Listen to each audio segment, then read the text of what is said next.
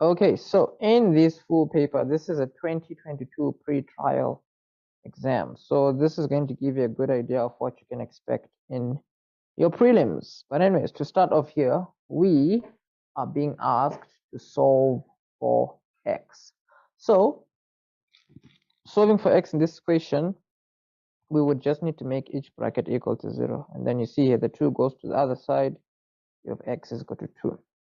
For the other one, same idea. X minus 7 is equal to 0. The 7 goes to the other side. X is a 7. So this is like 2 easy marks, you know. It's more like a warm-up question, to say the least. But anyways, the next question, right? We are also being asked to solve for x. So in a situation like this one, obviously them telling you that you need to write it to 2 decimal places. What that means is you're probably maybe going to need a calculator for this one. So anyways, using your calculator is going to come later. Pardon me, that sounds weird. So what would I do here? So you will be thinking to yourself, okay, let's maybe put everything to the same denominator here, and then the 11 goes to the other side, blah, blah, blah. Yeah, that could work. Let's try that. So this we can put it over 1, right? The 11, we can make it go to the other side. And then here you have like 4 or 4x over 1 plus 4 over x. Now, on the left is the only side you actually need to worry about. So here you can multiply by x over x, you see, because here you're going to have 4x squared, the whole thing over x now, and then plus the 4 here, you see, because remember what would have happened in the beginning is you would have had 4x times x, right, which is 4x squared over x, and then here you have 4 over x, and this is got to negative 11, you see. And then here you're going to have 4x squared plus 4 over x. This is equal to negative 11 over 1, right? So in a situation like this one, you're going to take the bottom multiplied by the top. You're going to cross multiply. So this is like negative 11x. And then 1 multiplied by the top there, you can have 4x squared plus 4. See?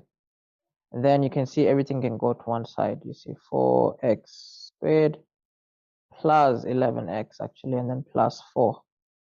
This is equal to 0. So solving for x here, what are we going to get? We can actually just use the quadratic formula. So using the quadratic formula, we have x is equal to minus b plus minus b squared minus 4ac, the whole thing over 2a, right? And then in a situation like this one, I mean, like it's just you using your calculator, because at this point it's practically game over. So x is equal to minus 11 plus minus b is 11, right? So this is 11 squared minus 4, a is a 4, c is a 4. Then the whole thing here is over 4. 2 times 4, I mean. So all this in the calculator,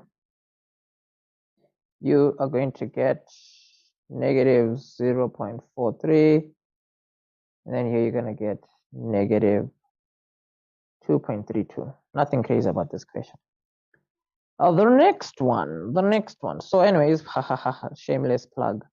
But this plug, you're going to appreciate it, because as long as you're watching this video, right, you can get the all access pass for R99, right, if you are watching this, right, in September. In, let's just say, in August or September.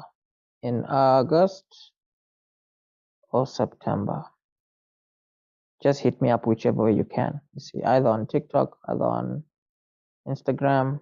Just hit me up. You can even take a screenshot of this. You can get the all access pass on our website. All access pass for 99 bucks. We can just say here 30 days access. So regardless of how much it is currently on the website, if you can just send me a screenshot of all this, you will actually, you know, let's remove what you may call the August part. Let's just say, as long as you can show me the screenshot, you can hit me up via Instagram, or you can even go on the website, right? And then scroll down to the bottom. You'll see these, you know, contact details there.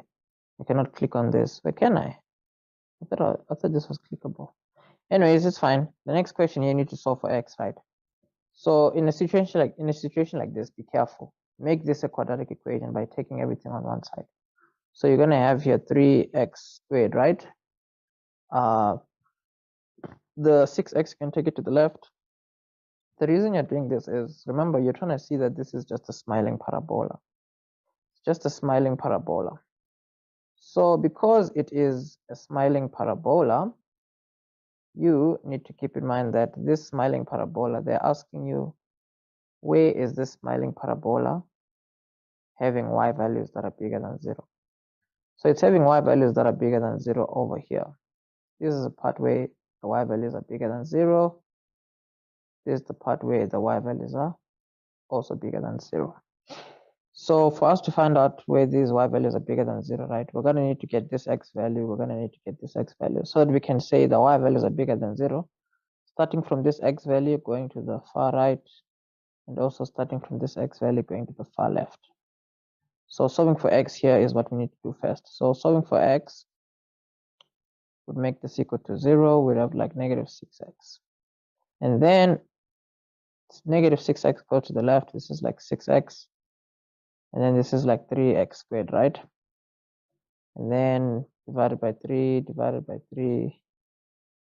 And then this is like x squared. 3x divided by 3, right? That's just 2x. Whoa, am I solving for x? Yeah, here I need to be careful actually.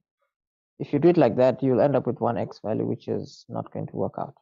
So what you would much rather do is factorize here. You can take out 3x as a common factor. So you're going to have x here minus 2 equal to 0. And then you can say therefore 3x equal to 0 or x minus 2 equal to 0. The reason you'll be doing that is because you see this bracket here equal to 0, this bracket here equal to 0. So carrying on from here, right, you can just divide by 3 on both sides. Divide by 3, divide by 3, cut this out, x is equal to 0. Here, the negative 2 can go to the far right. This is going to be x is equal to positive 2. So now that we have these answers, we can clearly see that, okay, this side here, the x value there is obviously the small one, which is a 0. The x value here is obviously the bigger one, which is a 2. So we know that the inequality balances out, or the inequality is only valid where x is bigger than 2, or where x is smaller than, wait a minute, where x is, gentlemen, I feel like I messed it up. This goes to the other side. Where is this bigger than 0? Come on, really? X is smaller than, yeah, this looks kind of weird, you know, this looks kind of weird. So where is inequality above 0? Yeah, yeah, yeah, this is weird. Awkward. Yeah, well, I'm going to say here x is bigger. Wait, x is smaller than 0 or x is bigger than 2. Yeah, that's the only thing that makes sense in this case. Otherwise, we're gonna have a problem. Yeah. But anyways, let's move on. Yeah. If you find anything fishy here, just let me know. Because yeah. But anyways, here in the next question, right? The rule of thumb with these kinds of questions is that you cannot just square both sides. When you do that, you're going to, the square root symbol is going to cancel the 2 there. You're going to have x minus 1. Then you're going to have here x minus 3. X minus 3. And then x times x is like x squared, x times negative 3 is like negative 3x, negative 3 times x is like negative 3, negative 3 times negative 3, that's like positive 9. And then here you have x minus 1. And this is like x squared minus 6x plus 9, x minus 1. And then everything on one side, you're going to have here x squared. Negative 6 minus x is like negative 7x. Then you have positive 9 plus the 1 when it goes over, it's going to give you a positive 10. And then obviously you're going to now use the quadratic formula. Don't use the quadratic formula, or we don't have to, we can actually just factorize, because factors of 10 that give a 7, it's like 5 and 2, you see. But to get a minus 7, it has to be minus 5 and minus 2. So here you can say, therefore, x is equal to 5 or x is equal to positive 2. But the thing is, here you have to test out your answers, you see, especially when you see that something is under a square root symbol. So if you test out the 5, let's see what the 5 does. 5 here minus 1, that's a 4. Square root of 4 is a 2. If you put a 5 here, 5 minus 3 is a 2, so it balances out. 2, if you put a 2 here, 2 minus 1 is 1. Square root of 1 is a 1. If you put a 2 here, 2 minus 3 is minus 1. So this one does not work out. So you disregard this one. Anyways, carrying on. Here you need to solve this simultaneously. So you're going to solve this simultaneously. It's not a hassle at all.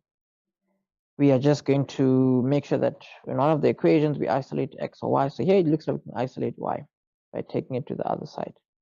So we're gonna have let's see, 2x plus 1 equal to y. Now what we have to do is we have to put y here, y there. So that being done, let's see what x is. Here you have x squared, right? X squared plus x. And then your value of y here, you can have 2x plus 1. And then 3x.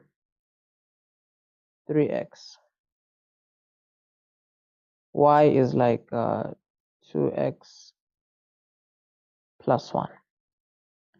But anyways, with all this being said, if we're going to solve for x here, it's not a big issue, you see, because I mean, like, so you have x squared here, x times 2x, it's like 2x squared. And then x times 1 is like that. And then here plus 2 here. Then here 3x plus 2x, that's like 5x plus 1. And then here 2x squared plus x squared, that's like 3x squared. Plus x plus 2 equal to 5x plus 1. And then everything on one side, you have like 3x squared. The 5x goes over to the left, right? So it's going to be 1 minus 5. So it's like minus 4. And then, no. 1 minus 5. Yeah, 1 minus 5. No. Yeah, because this goes over, right? It's going to be 1x minus 5x. That's like negative 4x. 2 minus 1, that's like 1 equal to 0. So when you will now want to use your quadratic formula to work this out, it's not going to be a problem at all, you see. So let's see. You can have x is equal to minus b plus minus b squared minus 4ac, the whole thing over 2a. And then here, if you put everything in the calculator, minus b, right, plus minus b squared minus 4ac,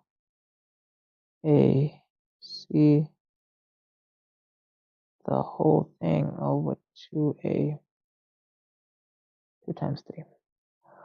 So all this in the calculator, it's going to give you, first answer here in the calculator, we're getting a third. The other one, we're getting a 1. So the idea is you're just going to have to put all this into this equation, whichever equation you want, actually. But I mean, it makes sense to just put your x values in here. So putting your x values in here, It's going to be 2 times a third plus 1 equal to this. This is going to be 2/3 plus 1. 2/3 plus 1, right, gives you 5/3. Then for the other answer, I mean, you're going to have 2 times 1 plus 1 equals 2y. 2 plus 1 is like a 3. And then you're good to go. Fantastic. 1.3 here says, determine the sum of the digits of this, this, and this for 4 marks. Let me repeat. Determine the sum of the digits of this, the sum of the digits of this. So in this situation, right, I mean, this is more like a calculation. When I say it's more like a calculation, what do I even mean now? What do I mean? What do I mean by it's more of a calculation? Well, I think the 24 part is just making things a bit weird-ish, but not too weirdish. Not too weirdish. It's okay. So anyways, this is just saying this times this times this. So in a situation like this one, right, the one thing you want to do is you at least want to have exponents that match. When you have exponents that match, it allows you to make use of exponential laws that can, you know, eventually help you to do whatever it is that you need to do. So to start off, right, this is what you need to do. There's to the power of 9, and here it's 2010. So obviously it's easier to go from 2009 to 2010. So this 2010 here, you can write it as what you call 2 to the power of 2009 plus 1, obviously, and then multiplied by the 24. So the 2 to the power of 2009 plus 1, here you can see if your base is the same, right, you can add the exponents. So in this situation, what happened is that the base is 2, and then you can have a base of 2 again, right? Let's see here, dot 24. So in a situation like this one, these two now you can put them together because your exponents are the same, right? So you know that if you're multiplying and the exponents are the same, you can have 5 times 2 here, everything to the power of the same exponent. And then, I mean, like these two here, you can see this is just going to give you 48. So this is useful because 5 times 2 is a 10. Now the good news is 10 to the power of any number, you are always able to determine what you're always able to determine what you may call, you're always able to determine how many zeros the number is going to have if it is to the power of something. 10 to the power of anything, you're always able to determine the number of zeros. For example, let me just show you an example here. If you have, let's say, 10 to the power of 2. 10 to the power of 2 is the same as 10 times 10, which is equal to 100, so it's 2 zeros. 10 to the power of 3 is 10 times 10 times 10, which is 1,000, 3 zeros. So you see, your exponent is linked to the number of zeros that you have. So what we already know about this number is that it is just equal to 10. It is just equal to 1 with, you know, 2009 zeros. If you multiply that by 48, you're going to get 48 and a bunch of zeros, which is technically going to be 2009 zeros. You see, that's how big this number is going to be.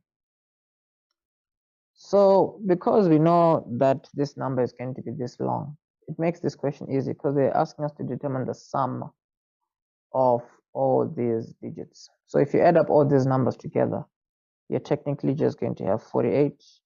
I mean, you're just going to have 4 plus 8 plus a lot of zeros, you see. So therefore here, if you see here, right, 4 plus 8 plus 0, 0, no, plus 0 all the way until 2009 zeros. You're only just going to get a total of 12 there. That's what you would need to do for a question like this one. Nothing crazy, nothing major.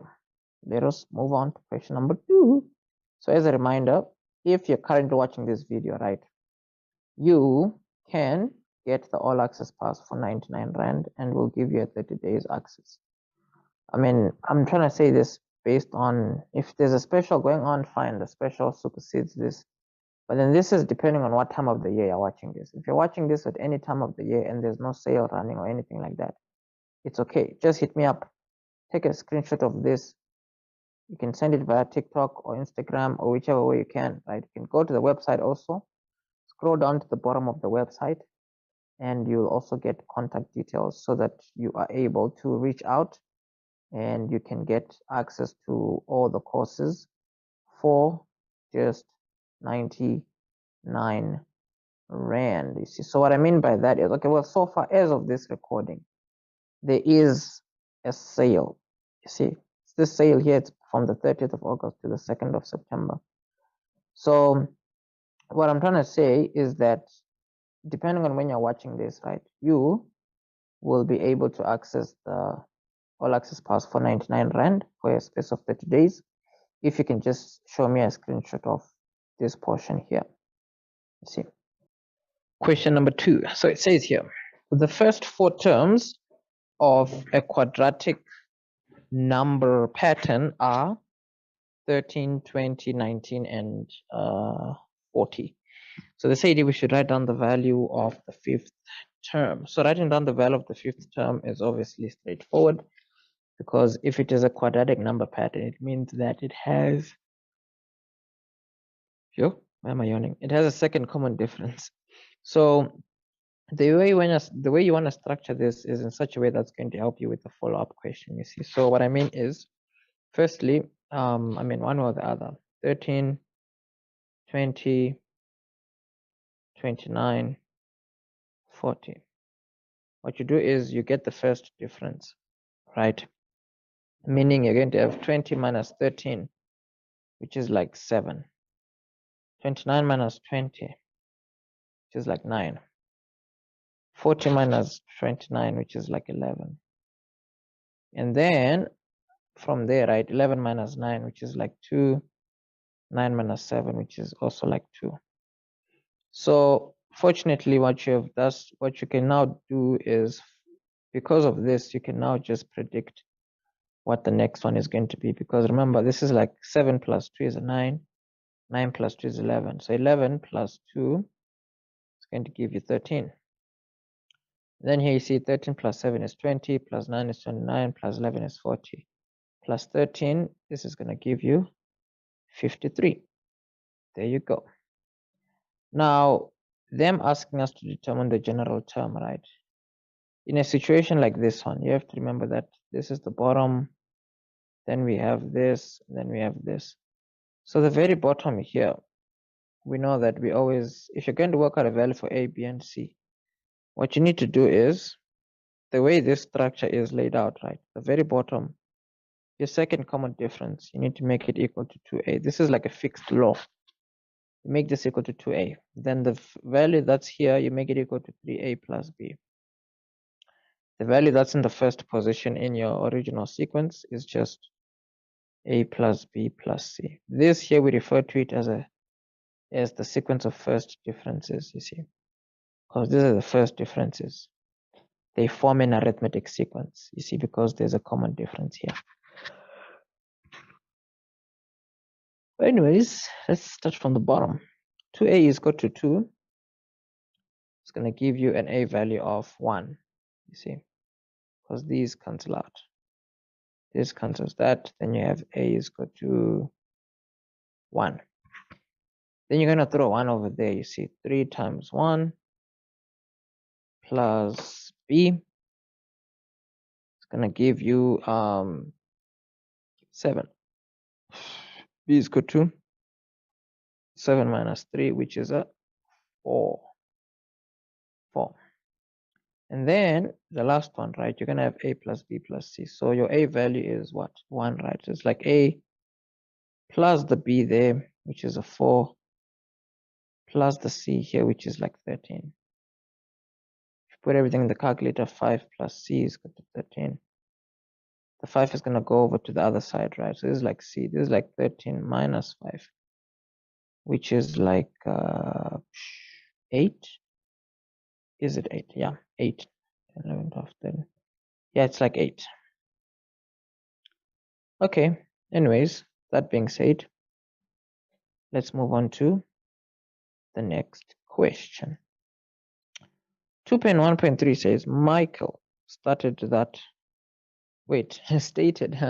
Michael stated that one of the terms of the sequence is this number. Is Michael's claim correct? Use calculations to motivate your answer. Well, before we even get on, you see we have to put the Tn here. Tn is equal to 1, so it's basically going to be like 1n squared, right? So because it's a 1, we don't have to write it. B is a 4, so it's going to plus 4n plus 8. There we go. Anyways, so they want us to verify this claim that Michael is making.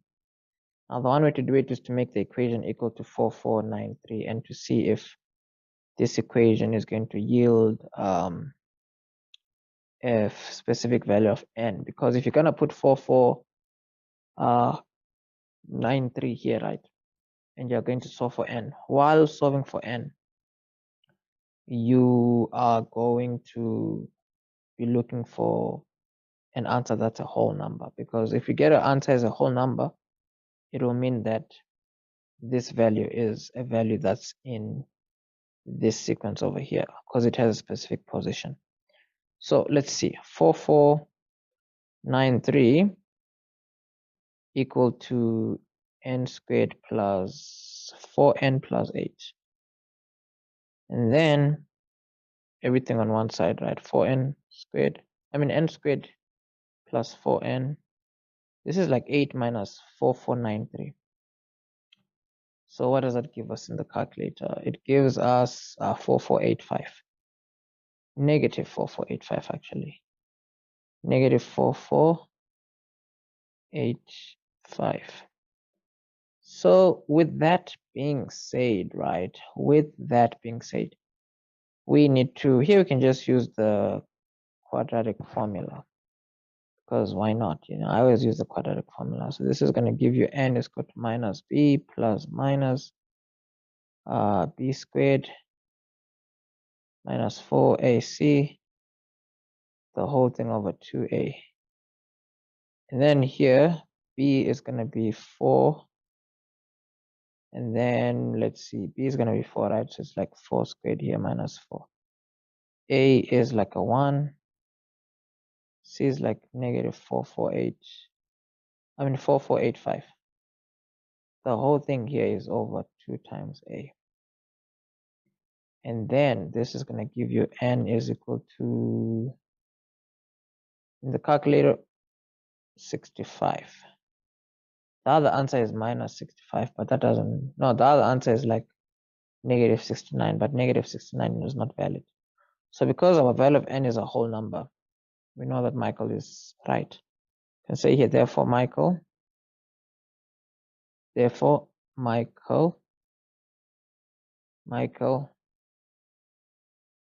right.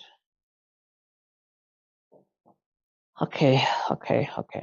So carrying on here, it says consider the finite arithmetic series. So meaning it ends somewhere. What finite means. They say calculate the number of terms of the series. The number of terms of the series. Well, if you're going to work out the number of terms of the series, like here we can see it's starting here and it's ending there specifically. So you can firstly determine what kind of a sequence this is. Based on this, you can see it's just an arithmetic sequence because you're adding 5. No. Yes, you're adding 3 all the time. So it's an arithmetic sequence. So because it's an arithmetic sequence, we would be thinking of this formula, which is also on your formula sheet. You see. Now what we know is if you're going to work out the number of terms in this sequence, what we know is this one is the last term. So because we know this is the last term, we know this term is in a specific position. So what you can do is you can work out the position of the last term. You see, because here you'll be looking for the position of the last term. Here you'll be putting the value of the last term. You see, and then obviously for A is just the first term, D is the common difference. So Tn here is like 173. A is the first term which is like 5, you see, so it's like a 5 there. Then n minus 1. D here is the common difference, which is just a 3. So if you're going to multiply inside here, you're going to have 5, right? And then 3 times n is like 3n. 3 times negative 1 is like negative 3. Then it's like 173. And then what do we have now? The negative 3, 5 minus 3 is like, 5 minus 3 is what now? 5 minus 3 is a positive 2. And 173 here. Then the 2 goes to the left. So it's like 173 minus 2. It's like 171. And then that 171, if you divide by 3, what do you get now? You're going to get 57 in the calculator. So what that means is the following. What does this mean? Yeah, it means that we have 57 terms. That's what it means. So let's move on. 2.2.2 says we should determine the sum of the even terms of the series. So the sum of the even terms. What they mean is, you see there's like 5 here, 8, 11. The next one is obviously going to be like 14. And then the next one is going to be 17, going on and on and on until 173.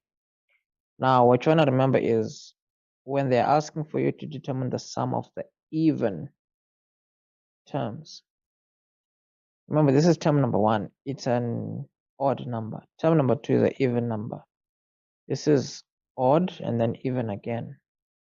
We have odd here. The next one is going to be even because it's going to be 20. You see? And then going on and on and on until this one, which is practically an odd number. But then what is useful to us is if we see, for example, where the first even number is, and what is useful to us is to also see the last even number. So for us to see the last even number, we know it's going to be 3 before this. Like remember, if you minus 3, you will get the term that came before the 173 there, of which that was just 170. You see, we were getting all these terms here, getting all these terms here. At some point in time, we had 3 before this is like 167. And then after the 167, we have 170. After 170, we have 173. So the reason I laid out this way is because you can see where we're starting in terms of the even numbers in our sequence. You can see where we're ending, you know, if we're thinking of just the even numbers. So if they're asking for the sum of the even terms of the series, if you're going to get the sum of the even terms of the series, you're going to need to make up a new sequence, meaning that sequence has 8, 14, 20, and it goes all the way to 170. So this sequence has a common difference of positive 6, you see, plus 6, plus 6. So if you're going to work out the sum of this sequence, it's just a matter of you using the SN formula for an arithmetic sequence. And then n here is you don't know. So for you to find out how many terms you're adding up, you have your first hiccup, which is n. So you're going to put this on hold for a bit, and you need to work out a value for n, meaning you need to work out the position of 170 in your sequence. So you working out the position of 170 in your sequence is just like how we worked out the position of 173 in that previous sequence. Getting the position of our 170 in our sequence here, you can use your Tn formula because it's an arithmetic sequence. I mean, it's an arithmetic series, whichever way you want to call it. So the reason why here we're using this formula is because this formula can give us a specific position if we have the actual term. So the actual term here is 170. First term is 8. And then n here is open. D is the common difference, which is just a 6. And then 6 times n, right, is 6n. 6 times n is 6n. 6 times -1 is -6. And then this is like 170. And then 6n is here. This is like 6n over here. 8 minus 6 is a positive 2. And then the 2 goes to the left. It's going to be 168. And then divide both sides by 6. You are going to get here, divide by 6, divide by 6. What do we get over here? What do we get? Whew. Hectic. Here you're going to get 28.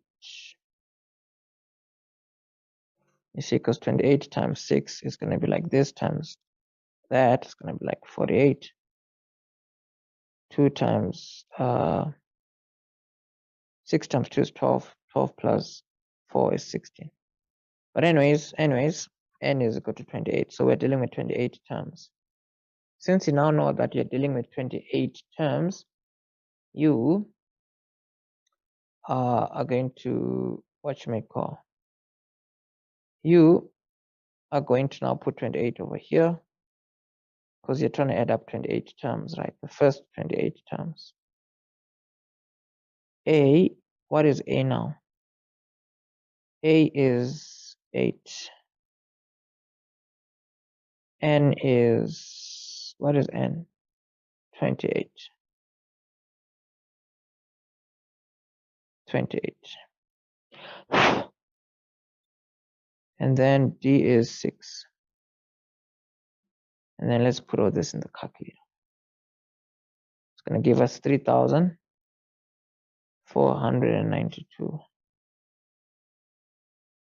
That's 28. Okay, let's move on to the next question.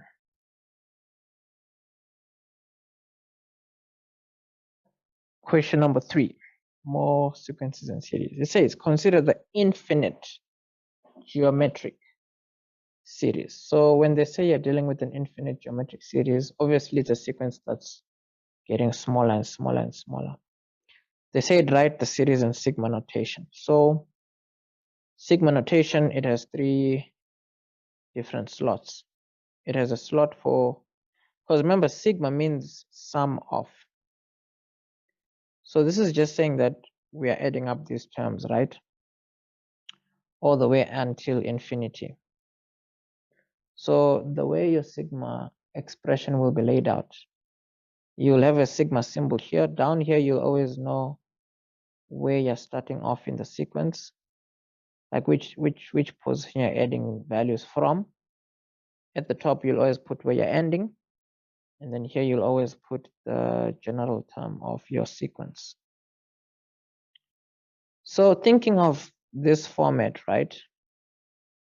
What we need to do is to just use this to draw is to write out what our sigma expression would look like.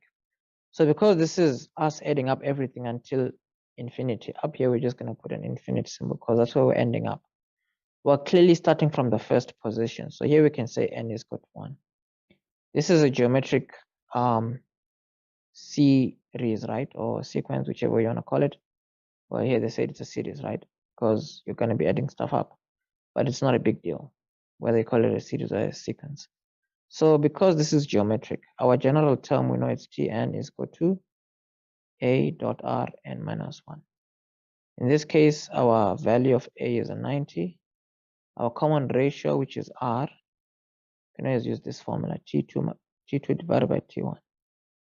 So what this does is this is like 30 divided by 90, right? 30 divided by 90. 30 divided by 90 is like a third. And then what you now know is, okay, r is just a third, right? So let's do here 90, r is a third, n is n minus 1. So that's what you're going to put here, 90 dot a third here to the power of n minus 1. So that's your general, that's your expression in sigma notation, you see. That's why they just also give you 1 mark. Then they say write down the 10th term of the series as a simple fraction. So the 10th term, I mean, like you can just use your general term here, because you see the general term is giving a formula to work with, you see. You have a formula to work with here. You see, this is a formula to work with, copy. This formula that you have, you want to work out position number 10, you see. So you can put here T, n is equal to whatever. But then you are specifically looking for position number 10. Now, obviously, you may be wondering, but why are they only giving us 1 mark? You know, it's kind of sad, because it's like, why are they being so stingy? But anyways, the term in the 10th position, you're going to say T10 here is equal to 90, 1/3 to the power of 10 minus 1. This is like 90, 1 over, 1/3. Wait, I should put 10 where the n is. 10 minus 1 is a 9, right? So it's like 9 here. So 90 here, you're going to say 1 to the power of 9 is a 1. 3 to the power of 9 here in your calculator. Well, we'll just get it now. The only annoying thing with this kind of equation, right, is well, there's nothing annoying about it. We can just use our calculator actually, you know. Let's not even do all this. It's not necessary. All this in the calculator from the get-go, you would just get the 10 over 2187. Then here, this is a common question, and this is the kinds of questions we go through in the online courses on our website, you see. So on our website, this is the course website. The link to that is in the description. Now, as long as you're watching this video, you can always like hit me up on Instagram or TikTok, and you will get access to the all access pass for just 99 Rand. Let's just say 30 days access.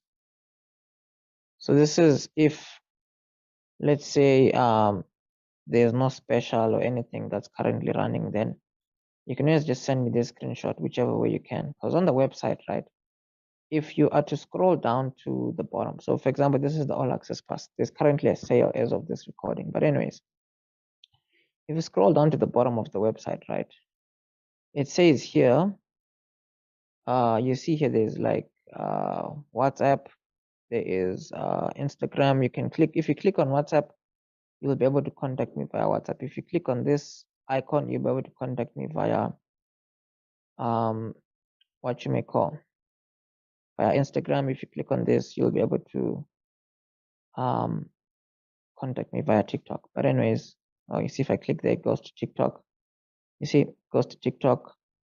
And then if I click on this one, it's going to go to Instagram. And then obviously, if you were to click on WhatsApp, it would then allow you to like contact me via WhatsApp. So that's like different ways you can get a hold of me if you watching this video and you bump into this portion of the video. You can just take a screenshot of this, send it to me whichever way you can, plug your friends, let them know. send it to them, whichever way. Because as long as you can send that screenshot, you'll always be able to access the all access pass for 30 days for just 99 bucks. So this is a here. If they ask me why the series converges, right? A series will always converge if the value of r is between -1 and 1. So we can say here a series converges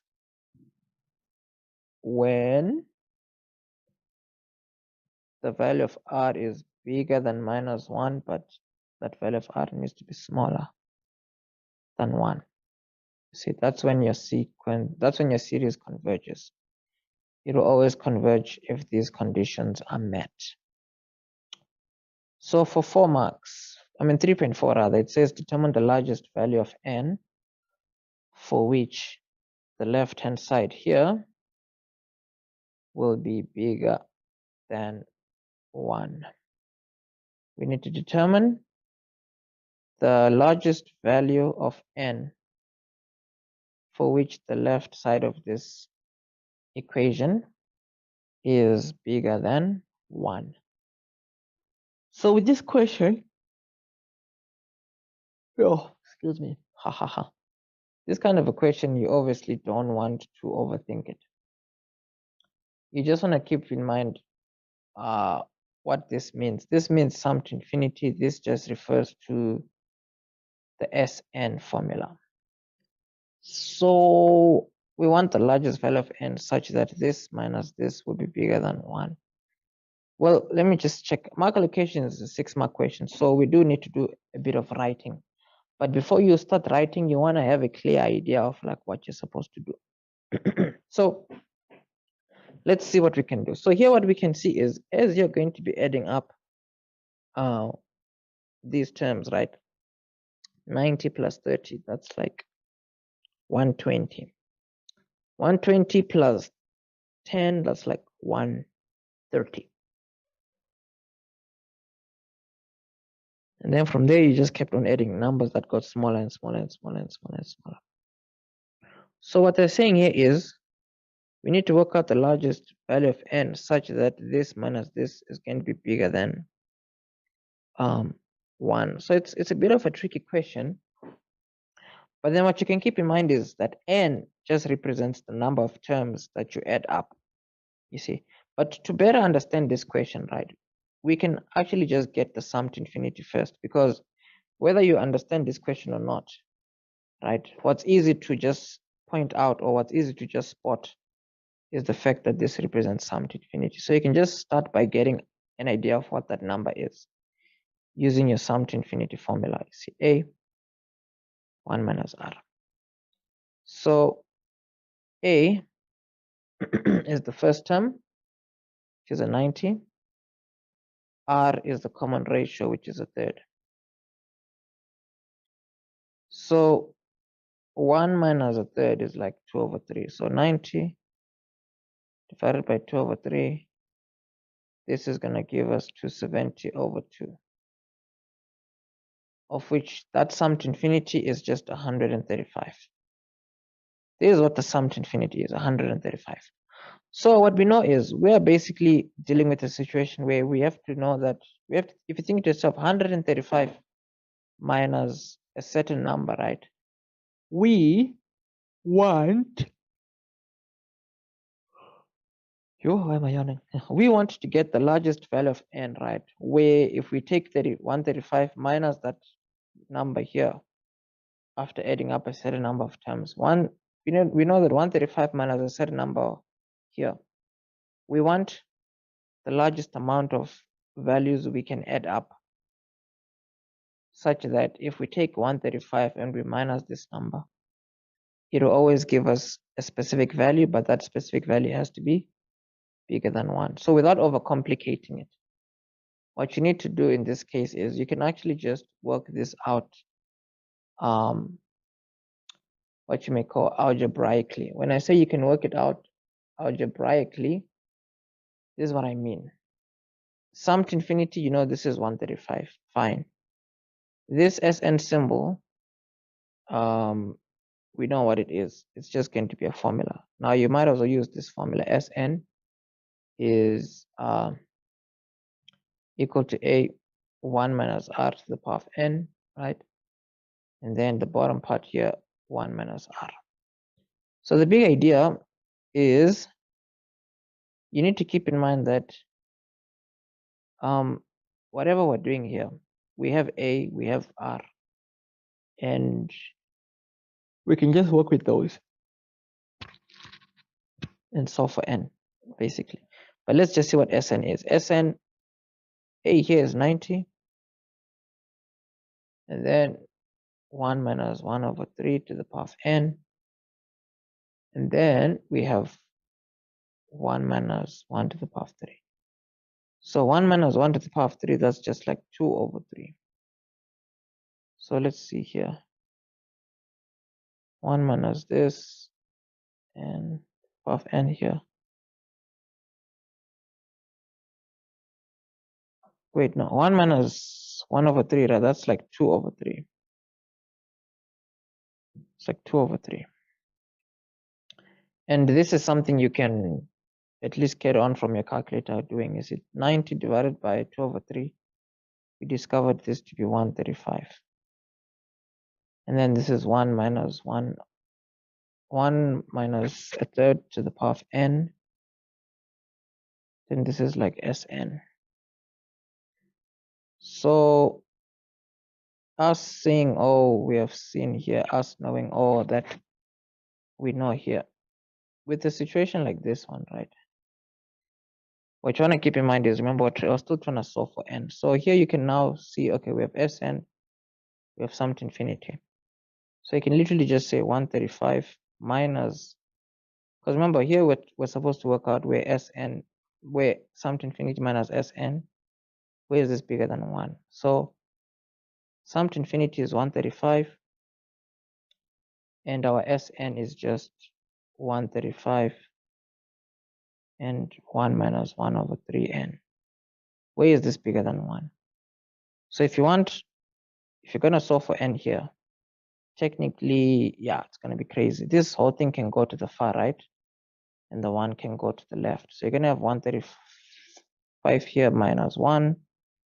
This here can go to the right side of the inequality symbol. You're gonna have 135 there. 1 minus 1/3 to the power of n. Fine. 135 minus 1 is 134. Here you're trying to solve for n, so we don't have to multiply inside. That's just going backwards. What you can do is to divide both sides by 135. So divide here by 135. Divide here by 135. So if you do that, you're gonna have what is 135 divided by 134 divided by 135. I mean, like, we don't know what that is, so we might as well just leave it in the expression. So here, since this is a negative, we might as well move it to the right because we want it to be positive, right? It's gonna work out easier for us. And then here we can move it to the other side, 134 over 135. Remember, the sign only swaps or changes or does anything if you are dividing by a negative. But anyways, 1 minus this whole fraction here is just going to give us 1 over 135 and then 1 over 3 of n. So obviously here, solving for n, you can just use logs, you see. So using logs, you're going to have here n is equal to log. Remember, since we're trying to work out n, right, this is the base, this is the exponent, you see, and this is a value on the other side. So if you're going to solve for n here, you're going to have log, the base of the log is going to be a third because that's the base of the exponent. And this value here, 1 over 135.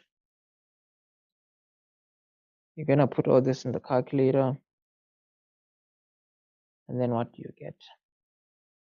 You're going to get 4.4 Doesn't matter, 4.46. But then remember, you need to work with whole numbers. Therefore, n is equal to 4. So what this is saying is, what we know is, reading the question again, determine the largest value of n for which this minus this is bigger than 1.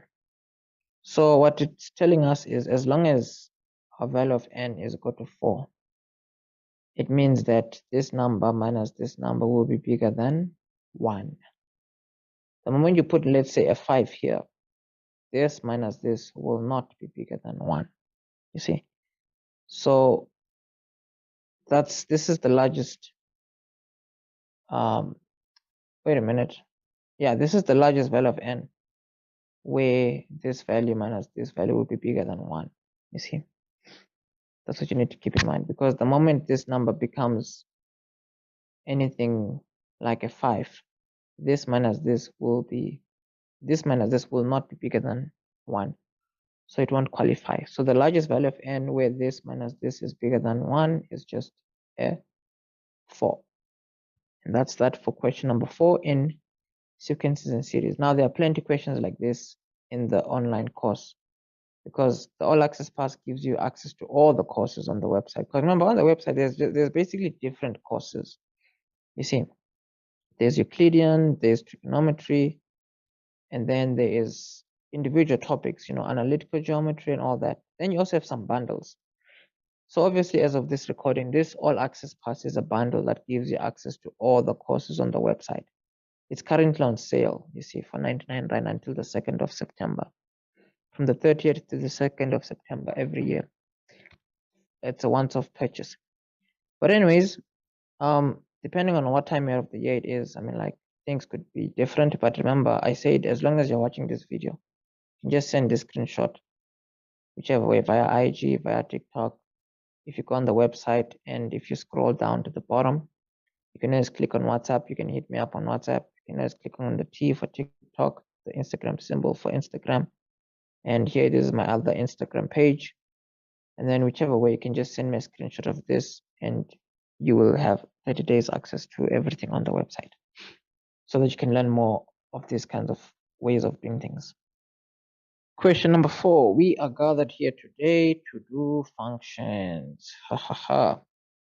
So question number 4 here.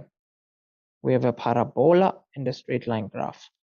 So it says here, the figure below shows the graphs of f of x, which is a parabola, g of x is a straight line. And then they said mn is a line parallel to the x-axis. A line parallel to the y-axis, sorry. And then they said here a and b are the x-intercepts of our graph. So you have a over here, b over here. These are the x-intercepts of our graph. So these being our x-intercepts, it is what it is. They said here P is the turning point of F, right? So P is the turning point of F over there. So let's see. Let's do this. Do this. Yeah, P is the turning point of F. Now they said here, P is the turning point of F. P is the turning point of F, full stop. And then it says here points A and C. There's point A here, point C here. These lie on both graphs. So it's 2 points on 2 graphs. It's on the straight line and it's on the parabola. And then they said here D and E are the y-intercepts. So D and E are the y-intercepts, right? So let's see here. There's D. Where's D and E? There's D over here. There's E down there. They say D and E are the y-intercepts. So with that being said, you can see we're trying to read our question nice and slow, because, hey, where will you be rushing to when all this information is being dished out? So always be careful to read your questions properly. Your description Never rush through it, because it has so much information. So anyways, fine. For 2 marks here, the first thing that they're asking us to do is to calculate the coordinates of P, which is the turning point of the parabola. So what we do know about the turning point of a parabola is the fact that this format here gives us information about the turning point. Because this format is in the format A, x minus P squared plus Q. This format has a value here, a value there, you see. Now, the idea is P and Q. For P, you always take the, whatever this is, right? If it's you always take the opposite of whatever you get here. You see, so if it's a -1 or a -5 or whatever, it doesn't matter. P and Q will always give you the turning point, the coordinate of the turning point.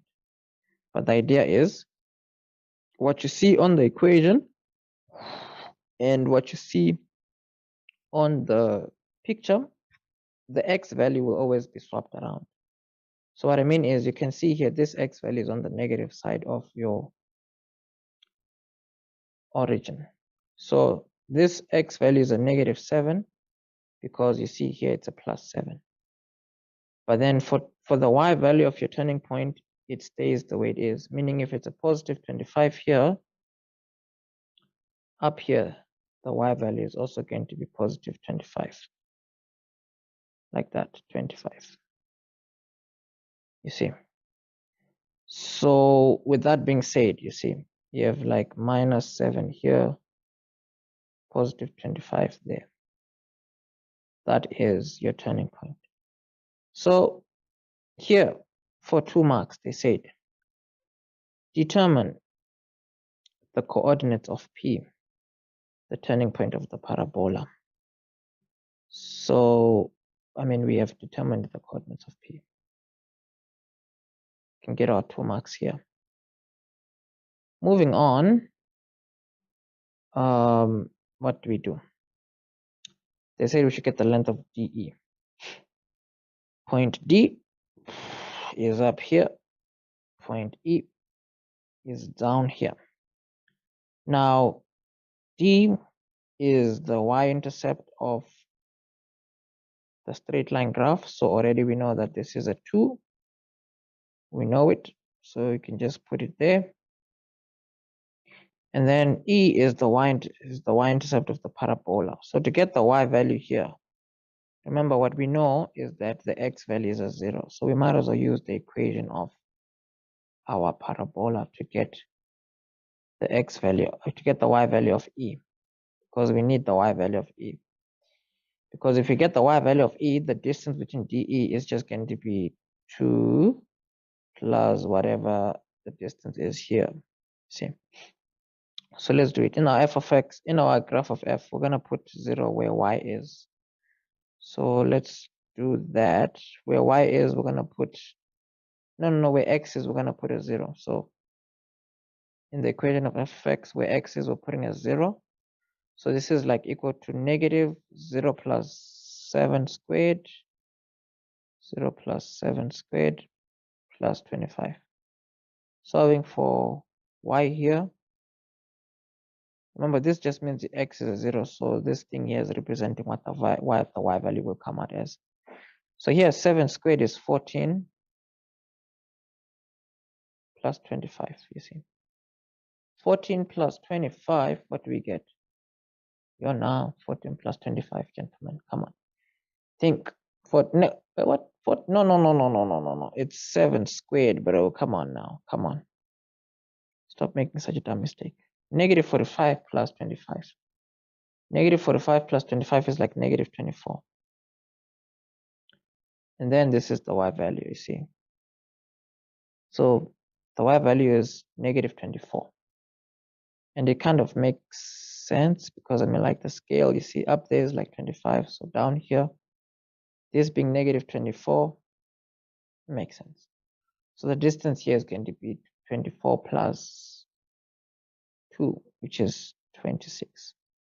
So here, therefore, DE is equal to 2 plus 24. The reason we're using the number 24 and not minus 24 is because distance will always be a positive number. This is just telling you 24 units downwards. That's why it's a minus. But then when you're looking at it as distance, it's like 24 units here and then 2 units upwards. So the length of DE will be the 2 units up there plus the 24 down here. You see. So here we need the coordinates of C, right? Coordinates of C. The coordinates of C are here. This is the point C. Point C. Point C is a point where two graphs meet. You see, it's a point where two graphs meet. This point where these two graphs are meeting each other, if you're going to get that point, you will get it by making the two equations equal to each other. So let's do it. So you're going to make the equation of f of x equal to the equation of g of x. That's what we are going to is do. So equation of f of x equal to the equation of g of x. Here you're going to have minus x plus 7 squared plus 24, 5 I mean, equal to g of x is what? G of x is like x plus 2. X plus 2.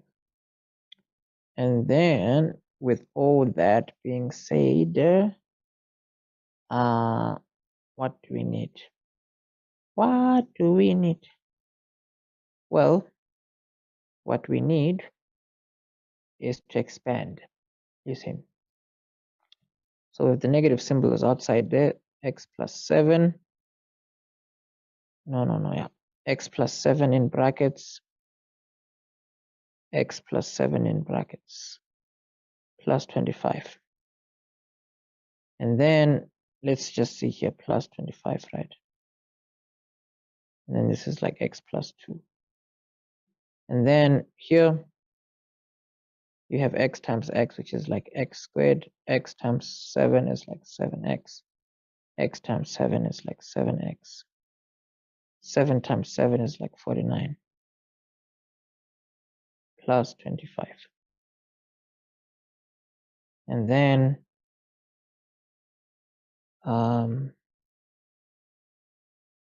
minus. Then here it's like x squared. 7x plus 7x is like 14x. Plus 49. 25. X plus 2. And then if you multiply inside here, you're going to have negative x squared, negative 14x, negative 49, plus 25, equal to x plus 2. And then here you have negative 49 plus 25. What is negative 49 plus 25? It's going to give us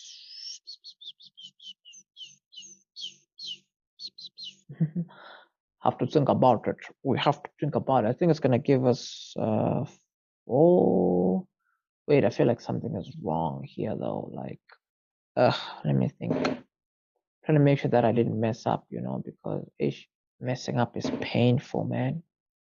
You know, messing up is like so painful, and I just don't want to mess up. So that's why I'm doing whatever it is that I am doing right now, because I don't want to mess up. Don't want to mess up unnecessarily. But let me just look at this nicely, you know. Is it a minus 7 or plus 7? Yeah, everything seems to be still fine. I'm just trying to double check it to make sure I didn't make any dumb mistakes, because that's always inevitable. But anyways, negative 49 plus 25. I mean, like, if you had like negative 50 plus 25, it would be minus 25. But this is one less, so this is going to be minus 24. Yeah. No, minus 20. It's 4. What in the world? What in the world? What in the world? What? Yeah, this is just kind of crazy, man. Like, I feel like, I feel like, I feel like, oh yeah, oh yeah. Why am I being crazy now? Yeah, because 25 is, no, it's there. Then just whatever. Okay. Well, if the 2 goes to the, wait, no, bro, come on. Negative 49 plus 25. Why am I having such blonde moments? It feels so awkward. It's like my brain is just frozen, like literally. And I'm thinking to myself, where's my calculator? Because it's like, wait, what? You can't do negative 49 plus what you call plus 25. Huh? Like, come on. Negative 24, bruh. Yeah, okay, negative 24. The 2 goes over, the x goes over. And then here, negative x squared, negative 14 here, negative 14x, negative 20. Wait, no, this is going to give me negative 15x because these are like terms. And then negative 24 minus 2, that's like negative 26, equal to 0. So with everything like this being done, yeah, what do we do now? Factors of 26 that give us a 15, but there's a negative here, so let's take everything to one side. Your signs would all change, you see. And then we know that here you can say factors of 26 that give us a 15, it's 13 and 2. To get a positive 15, you have to say plus and plus. And then what? You can just say x is equal to whatever and whatever. So x is equal to minus 13 and minus, minus 13 or minus 2. Or x is equal to minus 2. But the thing is, you see where c is on the far left. So if this is like minus 7, this has to be like minus 13.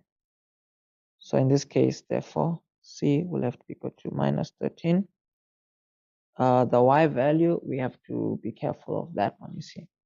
So getting the y value of c, we already have a straight line equation here. So the equation of the straight line, we're going to throw minus 11 in the equation of the straight line. So in the equation of the straight line, I mean, if you throw minus 13 where x is, you're going to have minus 13 plus 2, which is going to give you minus 11.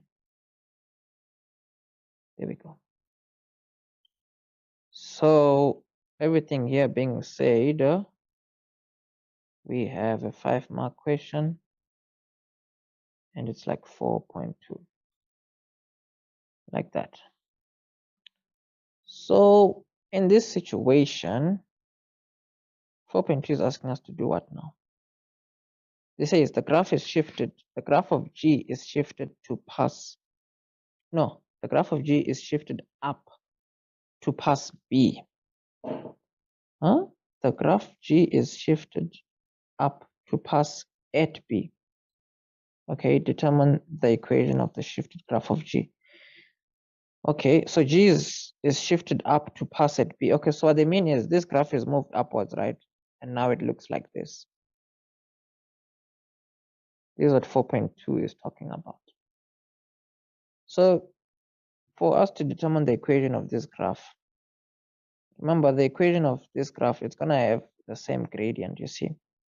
So what we know is that the new equation, right, y is equal to mx plus c, it's still a straight line. But this straight line has a gradient of 1, just like the gradient of this graph, because they are parallel. So this is just going to be x plus c. To To get the y-intercept, you need to find out how many units upwards this graph was moved. But for you to find out how many units upwards it was moved, you can just use coordinate B. So you can just find out what the x value is because you already know the y value here. The y value is already a 0, you know that. So if you can just find the x value of B, you can then just put that coordinate into this equation, and then you can find the y-intercept. It won't be an issue. So with all that information being said, right, we need to find the x value here. So to do that, fortunately, we have our parabola.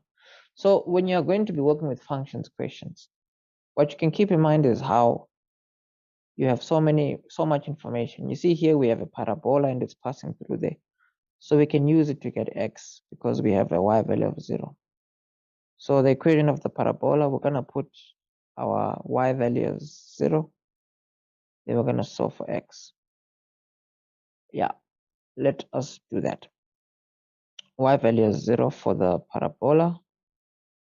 Then we're going to solve for x. Solving for x, we're going to get two answers. One of them is going to be for the one x-intercept. The other is going to be for the other x-intercept. So what we can actually do here is to take everything, the bracket to the far, far left, plus this is equal to 25. So funny enough, one other method you can actually use to get two answers. I mean, like, let's just use a method that everyone will relate to, you know? Let's just have two brackets that look the same. X times x is x squared. X times 7 is like 7x. 7 times x is like 7x. 7 times 7 is like 49. 25.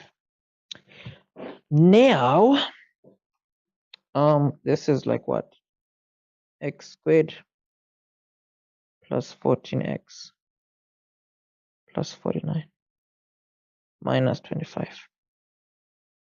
Now, the big idea with this situation is that 49 minus 25 is like positive 24. So let's see here, positive 24. And then in a situation like this one, factors of 24 that give a 14, you have 12 and 2. 12 and 2. To get a positive 14, it has to be plus and plus. So this is x is equal to negative 2, or x is equal to negative 12, which is good. So all this being said, there's 4.3 here, right? 4.3. 4.3 is out of 4.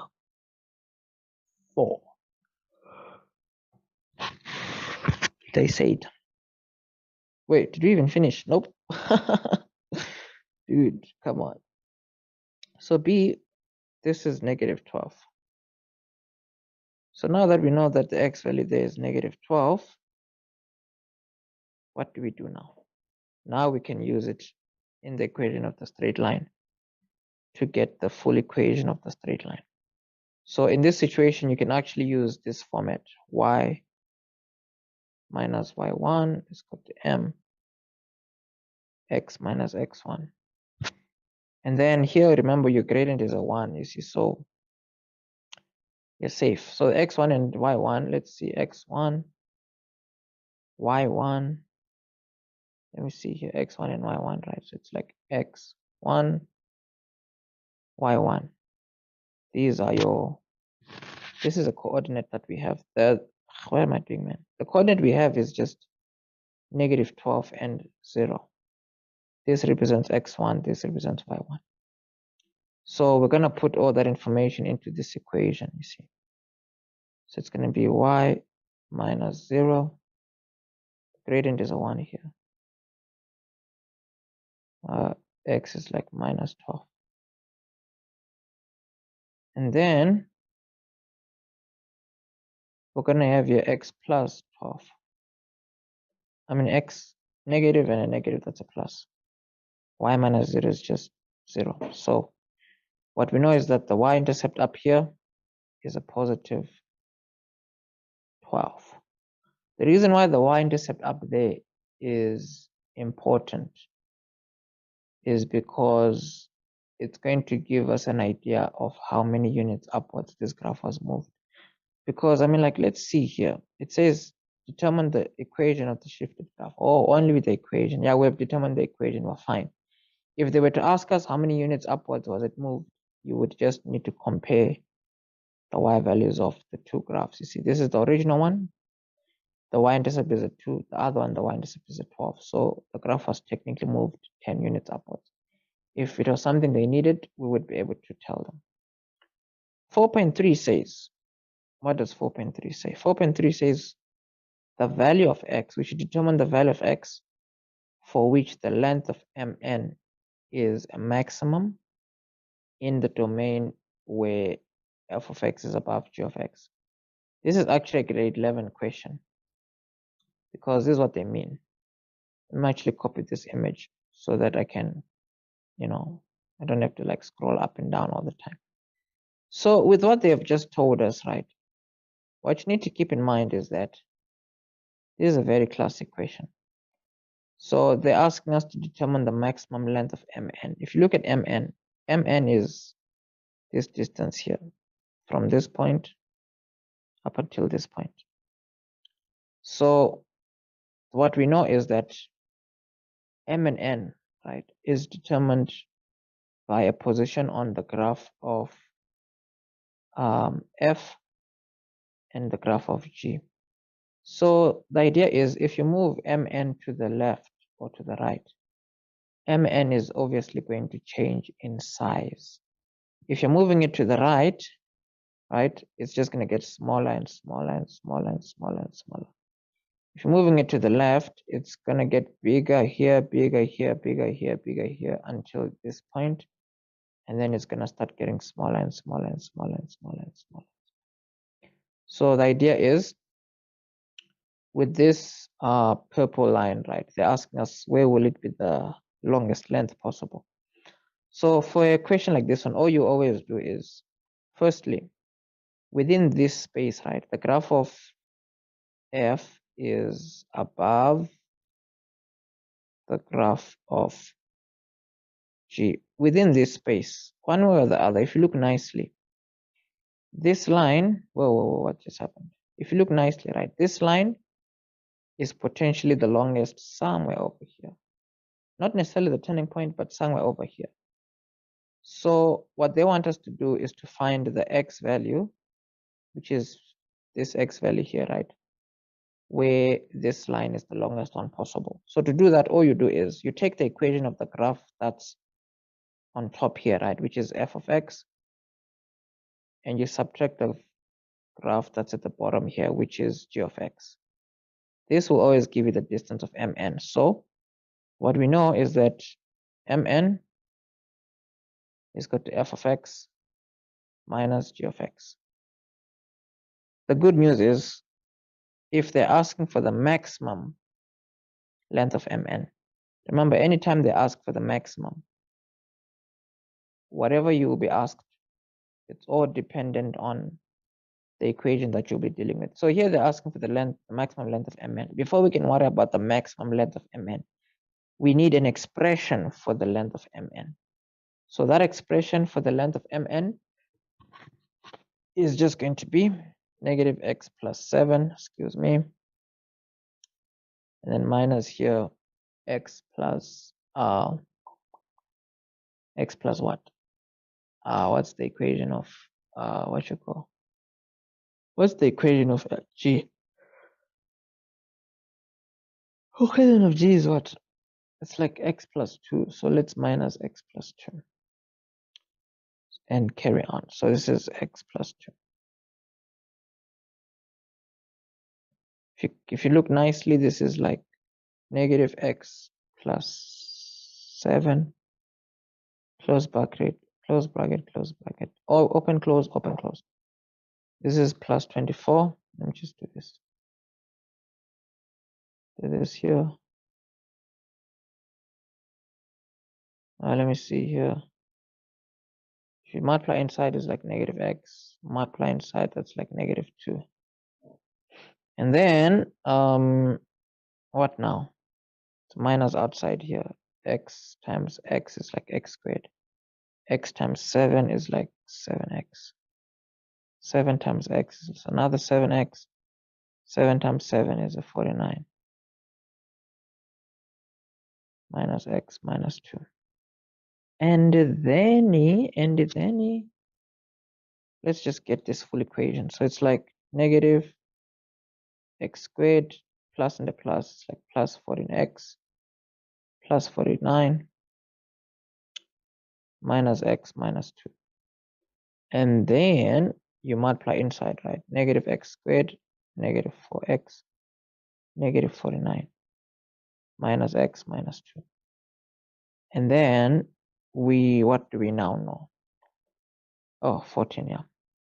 Like negative x squared minus 15x. Where's my 25 now? Yeah, forgot my 25 plus. Come on, bro. Hi, yeah. Let's do this. Do this. Do this. Because I need to move this a bit to the left so that I can drop the 25 that I forgot here. Plus 25 plus 25 plus 25. So here the plus 25 would then be there, right? In the middle here. Plus 25. So this plus 25 is what's going to give us this negative 24 here. But then minus the 2, it's going to give you negative 22. What? That's kind of looks weird, you know. Kind of looks weird, but let's just check it out so we don't make a mistake. Let's see, 20 negative 49 plus this is going to give you negative 24. Negative 24 minus 2 is going to give you minus 26, brah. And then we're back to where we were that time.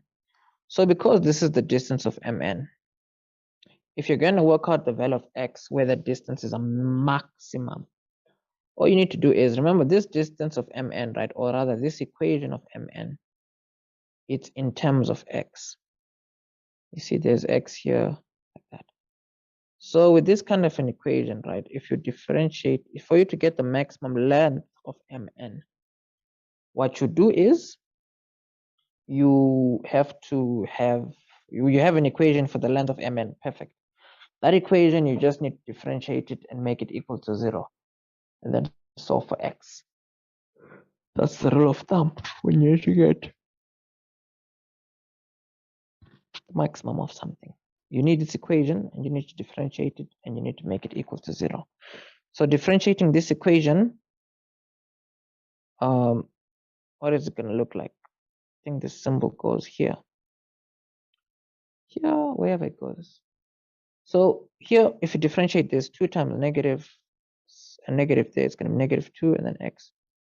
1 times negative 15 is like negative 15. If you differentiate negative 26, it just falls away. So making this equal to 0, you have negative 2x minus 15. Negative 2x goes to the left, that's just 2x. Then you have like negative 15. Divide both sides by 2. This kind of makes sense because what it is telling us is that on the left-hand side of the equation, somewhere at negative 15 over 2. Negative 15 over 2 is like negative 7.5. You see? So what we know is where the x value is negative 15 over 2. This is the x value that's going to produce the maximum length. You see, so here you can then, this is your final answer. The maximum length is where x is. So you can say here, so mn is a maximum where x is got negative 7.5. Like that. See, there you go. There you go. So moving on to question number 5 now. Question number 5. More functions. More functions. Phambili nama functions. Anyways, so this is a 2-mark question, and we're dealing with the hyperbola. So, I mean, like, depending on all that we do, right? I mean, like, the online course is on our website. The link for that is in the description. And as long as you're watching this video, you can get the all access pass for just R99 for 30 days access. This is if maybe there isn't, like, you know, any other sale currently going on or something. So obviously all you can do is to just hit me up whichever way you can, either on TikTok or Instagram is the handle. Or if you go on the website, right? For example, this is the course website. If you're on the homepage, or wherever you are, if you scroll down to the bottom, you know, there will be this option here. You can click on it. It'll take you to WhatsApp. You'll be able to hit me up, and I'll be able to, like, you know, acknowledge your request here for the all access pass for 99 Rand for just 30 days access. Or you can hit me up on Instagram, you can hit me up on TikTok, whichever way that you can, and then yeah, we shall communicate. I mean, like, as of this recording, right, depending on when you're watching this, there is currently a sale from August the 30th to the 2nd. It's gonna give you access to absolutely everything on the website for just 99 Rand. So depending on when you're watching this, if it's between the 30th of August and the 2nd of September, you're lucky.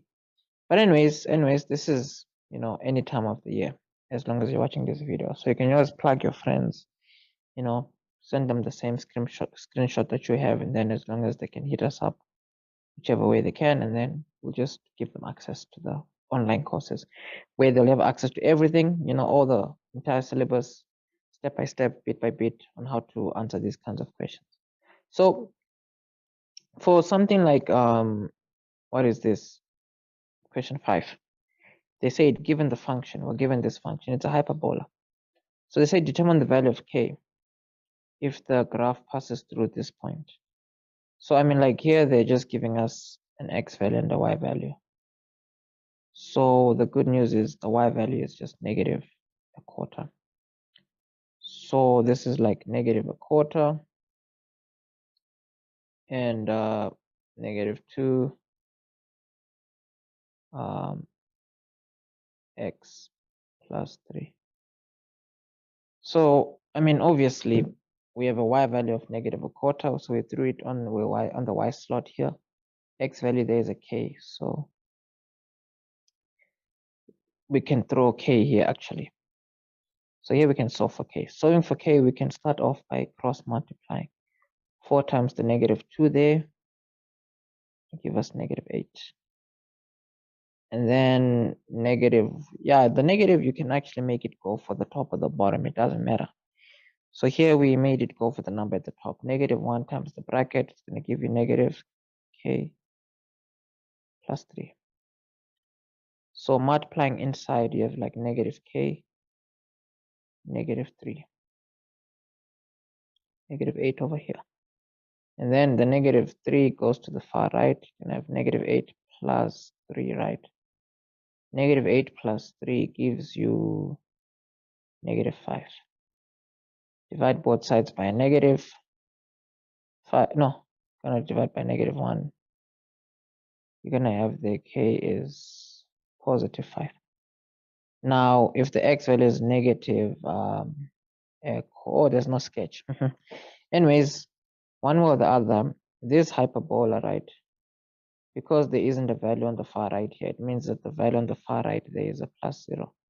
So the asymptote is a 0, the y asymptote. But let's see what the next question is saying. Wow, of course, they're asking us to give the equations of the asymptotes. So remember, for your asymptotes, you get them from this point and that point, because the standard form of any hyperbola is in this format: a over x minus p plus q. So in a situation like this one, what we know is that this will give you the y asymptote the way it is, And then down here, you'll get the x asymptote, but you always take the opposite. Like here, you see, for the x asymptote, we're going to say x is equal to -3. For the y asymptote, we're going to say y is equal to 0. You see, because for the y asymptote, you take this as it is. For the x asymptote, you take the opposite of this one. So let's see. You're going to have here x is equal to -3 or y is equal to 0. And that's how you're going to work this out. See, that's how you can work this out. So with this being done, let's check out 5.3 for 2 marks. It says, write down the equation of the line of symmetry that intersects the graph defined by the above function. We want to get the line of symmetry that intersects the graph defined by the above function. Well, that's kind of an interesting question, because remember, a hyperbola has 2 lines of symmetry. This hyperbola, because of this negative value, it tells you something about the sketch. So let's just draw a rough sketch of our hyperbola. Let's see if there's a time. Our rough sketch of our hyperbola, right, will look something like this. We're not going to draw the whole thing, but let's just draw the asymptote. There's one asymptote here, right? And there's another asymptote here. Now, these asymptotes, you almost want to think of them as, you know, you can almost look at these as quadrants, 1, 2, 3, 4, but no. What's necessary is to think the fact that is to keep in mind that up here, you'll be going up, it's positive numbers. To the right, positive numbers. To the left, it's negative. To the bottom, it's negative. So the idea is, with the hyperbola, remember the equation is y is equal to a over x minus p plus q. So your a value is what determines what determines where your hyperbola goes. So if your a is a number that's a positive number, if a is a positive number, you see, it means your curve will be there and your curve will be down there. You see, remember the lines are your asymptotes, not the x and the y-axis. These are your asymptotes. So remember here, we know the one asymptote is y is, the equation of this asymptote here is just y is a 0. The equation of this asymptote here is just x is equal to -3. But that's not important. What's important is where this curve goes and where this curve goes. If your a would have been, no, let me even remove this because this is not necessary. All I'm trying to explain is what happens if a is a plus. If a is a plus, you'll have a curve over there, you'll have a curve over there. But then the moment a is like, let's say a minus, you see, if a is smaller than 0, if our a value is smaller than 0, it means that you'll have your curve there, and then you'll also have your curve over there. So the reason being, you see, this is minus and plus up there. So you see, you have a curve there. This is minus and plus there. So you see, you have a curve there. Now, the idea is, whatever hyperbola you have, it will always have 2 axes of symmetries. But in our case, before we worry too much, our hyperbola has a negative value. So because our hyperbola has a negative value for a, it means our hyperbola looks, it's the pink effect. There's a curve over there, and there's a curve over there. So with this situation, you have 2 axes of symmetries, right? You have one that would go like this, and then you have another one that would go like this. So this purple one is the axis of symmetry that they are asking us to get an equation for. So the equation of this axis of symmetry is the one that they're looking for, because there's always 2 of them. So this question says, write down the equation of the axis of symmetry that intersects with the graph. So the one that intersects with the graph is this one here. You see, we could even give it a different color so that you see the difference. Let me see here, change style. Let's make it like a, I don't know, like a green or something. See, this is the axis. This is the equation they want us to get is the one for this line, because it's the one that cuts our graph. The other one, you see, it doesn't cut the graph. So what it has shown us is that the equation we're looking for is the equation of the one that has a gradient of a negative, because the other one has a positive gradient, which is a +1. The other one has a negative gradient, which is a -1. That's like information that you need to know because it's the same all the time. So the equation of your line, you already can say something like y minus y1 is equal to m x minus x1. M you already know, it's a -1. The reason you know it's a -1 is because this line is going downwards. When you get the equation of the axis of symmetry of a hyperbola, the idea is the gradient is always a -1 or a +1. It cannot be any other number. So we already know the gradient is a -1 because of the sketch that we know. Now the idea is, obviously, for us to get the equation of our straight line, we need a point that the straight line passes through. A point that the straight line passes through is always going to be the point where your asymptotes meet. So remember, the x asymptote, the equation was what you may call the x asymptote was x is equal to something. The y asymptote was y is equal to something. So that's what we need to always remember. So this horizontal line here, the equation of that line, we know it's just y is equal to 0. The vertical line, the equation, we know it's just x is equal to -3. So with that being said, the point here where the points meet, the point where these points, the point where the graphs meet, right? The equation is just negative. The point is just -3. The y value is just a 0. So when you will now put all this information into your equation, you're going to have here the y value is a 0, y minus 0. The gradient is a -1, and the x value is a -3. And then what now? There's, if you multiply this is y minus 0, right? So this is just y. If you multiply inside, you're gonna have minus x. Well, this is technically gonna be a +3, right? So if you multiply inside, it's gonna be a -3. And then there's your equation of your equation of your line of symmetry. So yeah, this is quite an interesting question. It's out of 2 only, but remember, as I said, for you to, go through other questions like these with more explanations, you might as well sign up for the online course. And remember, as long as you're watching this video, you have this to your disposal.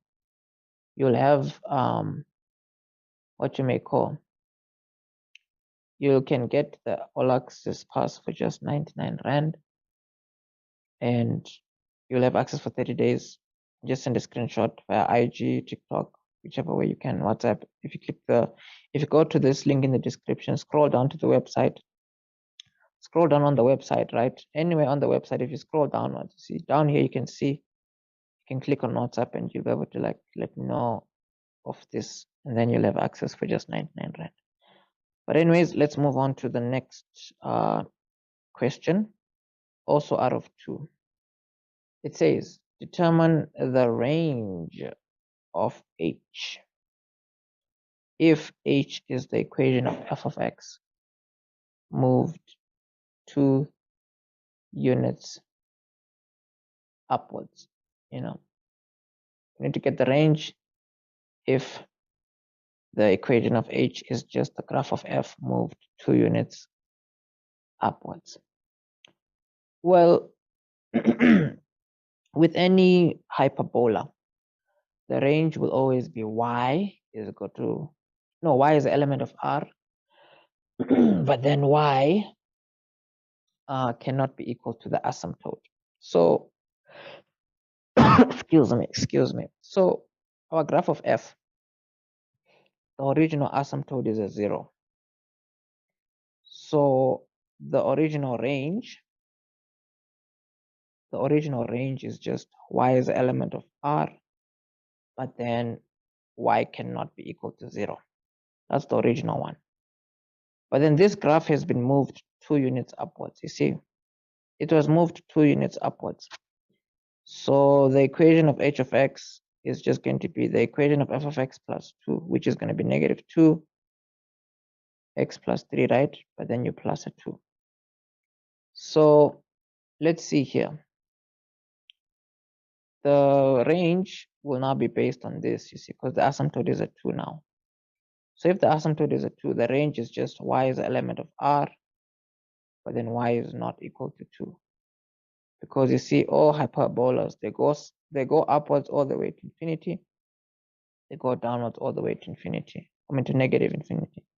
But then they won't touch the asymptote. So if this was moved 2 upwards, the asymptote also moves 2 upwards. Anyways, that's that. We can move on to question 6. Question number 6. So the idea with question number 6 is the following. As you can see, it's another functions question. So this should definitely give you the idea that with your paper 1s, right, you need to be very, very familiar with functions. Anyways, we have a parabola here. Now the idea with this parabola is that we are only supposed to consider the portion where this parabola is bigger or equal to 0. So they say they're given f of x is equal to this equation, right? Sketch the graph of the inverse. This symbol here means inverse. See, inverse. Sketch the graph of the inverse of f, showing any intercepts with the axis and one other point on the graph. Well, yeah, this is not a difficult question, because firstly, this, if this was not here, what we'd be seeing here is a full parabola that looks like this. But then this parabola would be at the origin. Because remember, this format here is the format y is equal to ax minus p squared plus q. So the a value is just a quarter. The p value is a 0 squared. Q value is a 0. So the turning point is at the origin. But then because they said we should only consider where x is bigger than 0, it means we would only be looking at this part. That's for the original graph. For the original graph, we would only be considering the purple side. So since we're only considering the purple side, the idea is, since we're only considering the purple side, if they want us to now sketch the inverse, right, showing any intercepts with the axis, the inverse of the purple side, we will be able to get it by making use of our line of symmetry. Here's what your line of symmetry looks like. The line of symmetry gives you a mirror, a line that you need to mirror your image across. So you see, if this image has like a curve down here, it needs to have one down like there. If this has a line going up like that, you see, this has to have a line going like that. So your inverse would just look like that. You see, this is going to be the inverse of f. There we go. So this being the inverse of f, what else do we know? What we also do know is the fact that for 6.2, you see, 6.2 here says we should state the domain of the inverse. So the domain of the inverse, I mean, like one or the other. our x values are just bigger or equal to 0 here. So there's really nothing much to say. X is just bigger or equal to 0. And then here they want us to say when the graph of f is shifted, this is a horizontal shift. Horizontal shift 3 to the left. Let's just say 3 units left. 3 units left. So they said here, when the graph of f is shifted 3 units to the left, point A on f shifted to 4 coordinate y. Where is point A on f now? This is interesting. So when the graph of f is shifted 3 units to the left, right? Point A on f shifted to this coordinate. And then they said, oh, no, point A on f shifted to point this on this new graph. Wow. Determine the coordinates of the image of point A on the inverse. So as you can see, this question is definitely, it just seems so crazy. Apart from seeming crazy, it seems a bit ununderstandable because it's just a bit weird. But this is the kind of a question that you don't want to overthink. The reason I say this is the kind of a question you don't want to overthink, I mean, start with what you know. You know what the equation of f of x looks like. It's just a quarter x squared. So they said when the graph of f is shifted 3 to the right, point A on f shifted to this. So before we carry on reading, we have our original graph, right? When it was moved 3 units to the right, this is what the equation would look like. When this graph is moved 3 units to the right, this is what your equation would look like. You see, it was moved 3 units to the left, sorry. When the graph of f is shifted 3 units to the left, point A on that graph shifted to this, okay, on this graph. Determine the coordinates of the image of f on the inverse. Wow, interesting. But let's look at this for a bit. So this is the graph that they're talking about. It was shifted 3 units to the left. Let me just try and read again. So you see, as I'm doing what I'm doing here, I'm reading the question. It seems a bit strange, but I mean, like, what are you gonna do? You're gonna have to just read it again, you know. But I think these commas here is what I should pay attention to try and make better sense of the question. It says when the graph of f is shifted to this, right?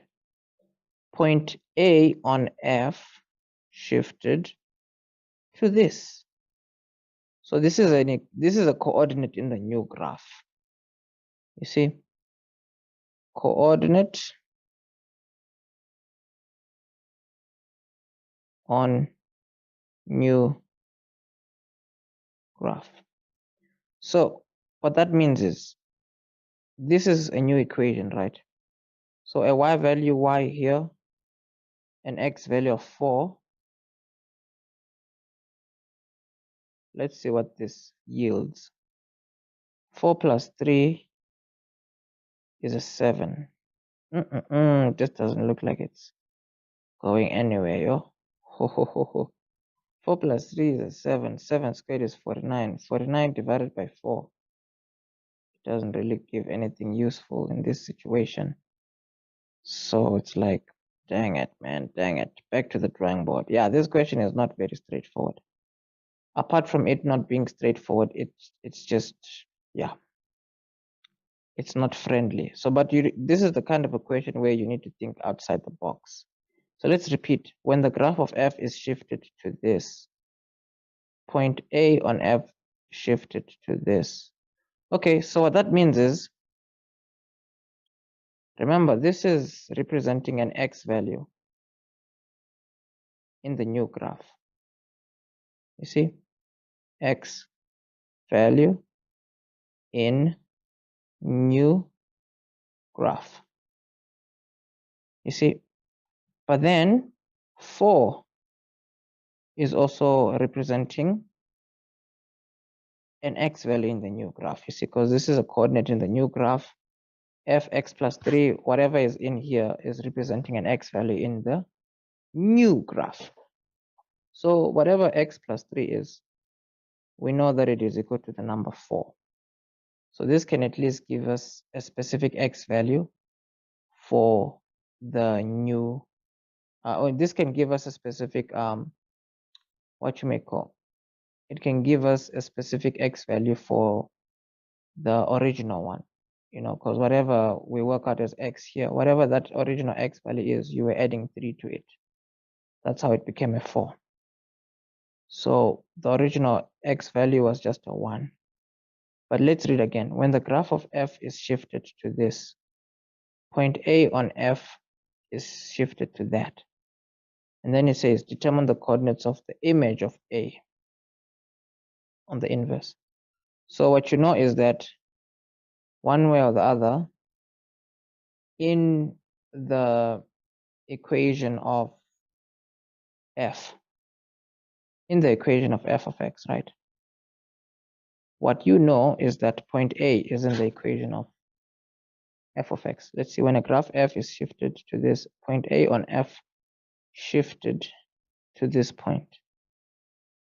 Okay, so before it was shifted, the X value was a 1, and before it was shifted, the Y value is a specific point. The Y value before it was shifted is just a quarter, you see. So what we know is the value of A, or rather the coordinate of A, right? The X value is a 1, the Y value is a quarter. Here they ask us to determine the coordinates of point A on the inverse.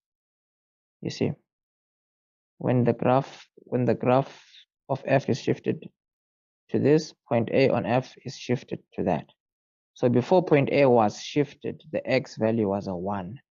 And before point A was shifted, the Y value was a quarter. So we know that these are the coordinates of A.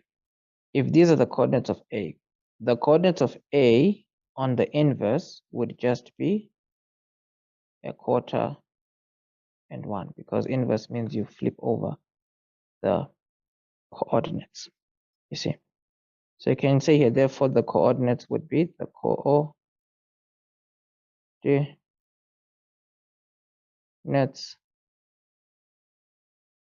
would be this. There we go. Must be nice. Let's move on. So moving on to question number 7. Question number 7. So do what we need to do for question number 7. Question number 7 says the following. Exactly 6 years ago, Leseho bought a new car, which is now, Leseho bought a new car, which is worth 1/3 of its original price now, if the car depreciates by a fixed annual rate. Wow, it's weird. Fixed annual rate. No, but that's not normal. That's normal. If it depreciates by a fixed annual rate, according to the reducing balance method, calculate the annual rate of depreciation. Okay. So what you need to remember is the original price of the car. Well, okay, we're going to use the reducing balance method here. So whatever we're going to do, we know that this is the formula to deal with. A is equal to P 1 minus I to the power of n, right? So with everything like that being done, right, what you need to keep in mind is that they have told us that Lesotho bought a car 6 years ago. So years is equal to 6. But she bought the car 6 years ago. So meaning this is the original price. This is the price after depreciation. So the original price, we don't know, so we're gonna label it X. The price after depreciation is just 1/3 of X. And then what we know is the interest is what we're looking for. So in this situation, everything seems to be straightforward, because if our years is 6 and there's no multiplication of years to give us months or anything, we can just make n 6, because they said it's an annual fixed annual rate. So anyways, where A is, we're gonna put 1/3 here. Where P is, we're gonna put X there. Where I is, we're gonna put I there. Where N is, we're gonna put 6 there. And then now let's do what we gotta do. So here you can divide by X on both sides first. And then you're gonna have a third here.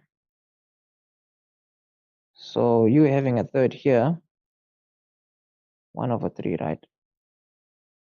So this is like 1 minus I to the power of 6. So what we know is that this is like square root symbol with a 6, this with a 6. So this is something you can get in your calculator, you know, but hey, let's just leave it for now, you know. Let's just leave it for now. But before we carry on, right, if it's a fixed annual rate, right, I mean, the one thing we may be thinking is, but, you know, does this question have anything to do with us keeping in mind the fact that, what you may call, us keeping in mind the fact that, let's just see here, because I'm still thinking of whether or not this value of n should be multiplied by 12, but there's no reason to multiply it by 12 here, because it says exactly 6 years ago, Lisa bought a car which is now worth 1/3 of the original price. If the car depreciates by a fixed annual rate, annual means yearly. You see, yearly. Fixed annual rate according to the reducing balance method. Calculate the annual rate of depreciation. Wow. Yeah, ne? Anyways, let's carry on. My calculator is a bit far, but this is gonna be interesting. So let's see, this cancels this. Then here you have square root of symbol 1/3 here. 1 minus I. So the I can go to the far left. This can go to the far right. So 6, 1/3. And then let's see what this is going to give us in the calculator. So my calculator is not very close to me. Actually it is, but it's close but not close. Anyways, let's just put this in the calculator. Shift square root symbol where the 3 is, we're gonna put a 6 there. In there, we're gonna put a 1/3. And then the far left, we're gonna put a 1 over there. 1 minus that value. It's gonna give us 0.1673. So we're gonna round up to 2 decimal places, and then we're gonna multiply by 100 to get a percentage. So I here is 0.1673. Then we're gonna multiply by 100. You're gonna get here 16.73%. You see. So that's your annual rate of depreciation. So there's no need to multiply by 12 or divide by 12 on I, because they didn't say anything about anything monthly. But anyways, 7.2 here says Onang is granted a home loan of 650,000 to be repaid over a period of 15 years. Okay. The bank charges interest at 11.5. percent per annum, compounded monthly. Okay, and then it says here, she repays her loan by equal monthly installments, starting 1 month after the loan is granted. So it says calculate Bonang's monthly installment. So it's a loan, right? I mean, like shows it's a loan. This one is quite straightforward. I'm gonna use the what you may call the P formula, the present value annuities formula. Since you're working out monthly installment, you may want to isolate X. So you can multiply by I here, multiply by I there. You have P times I is equal to what you may call 1 minus 1 plus I to the power of negative n. And then this whole thing here, you're going to have to divide by 1 minus 1 plus I negative n. And then here, 1 minus 1 plus I to the power of negative n. Negative n like that. And then gonna have this thing here, canceling this thing here. Pi 1 minus 1 plus I negative n close bracket. So in a situation like this one, what you need to keep in mind is that this is x. So what you need to now do is we can just throw everything into the calculator. You know, we can just throw everything into the calculator. Before we throw everything into the calculator though, we have to point out the information we're given. You see, this here is going to be P, and then our interest is going to be 11.5% over 12. You see, I'm writing the percentage symbol. If you don't write the percentage symbol, it means something else. And then since it's 15 years compounded monthly, it's going to be your value of n is 15 times 12, which is obviously equal to 180. So all this information is what you can put into your formula. So in our formula here, where P is, going to put 650,000. Interest, you can put 11.5. But then if you want to use the number 11.5, you have to write the percentage symbol and divide that by 12. And then over here, I'm going to say 1 minus 1 plus the interest, which is like 11.5% over 12. Negative 150 there is the top part. And this is equal to x. And then we can just put all this into the calculator. So in our calculator,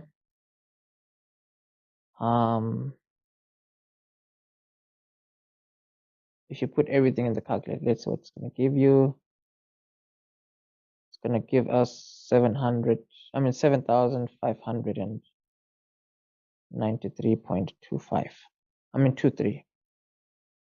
There you go. So nothing crazy about this question. The next one says, how long will it take to finish the repayment of the loan if she decides to increase her monthly installment to 9,000 per month after 5 years? After 5 years. So this is an interesting question, because if it's a matter of her paying off the loan in 15 years time, this can be her installment. But then if it's a matter of paying this amount for 5 years only, and then she increases the installment to 9,000, obviously the 15 years will be lessened a little bit. So they want us to work out what will be the total time period where she'll be paying off her loan if she changes her installment to 9,000 after 5 years. So this is how you do it. What you need to do is you need to work out the balance after 5 years first. Balance after 5 years. You need to work out what is owed 5 years into this repayment period. Once you know what the balance is after 5 years, that's more like a new loan that she'll be paying off. Whatever that figure is, you want to look at it as a new loan, and you would want to be looking at this as your monthly installment, and then you can work out how many years it would take to pay off that loan after the 5 years. So let's get the balance of the loan first after 5 years.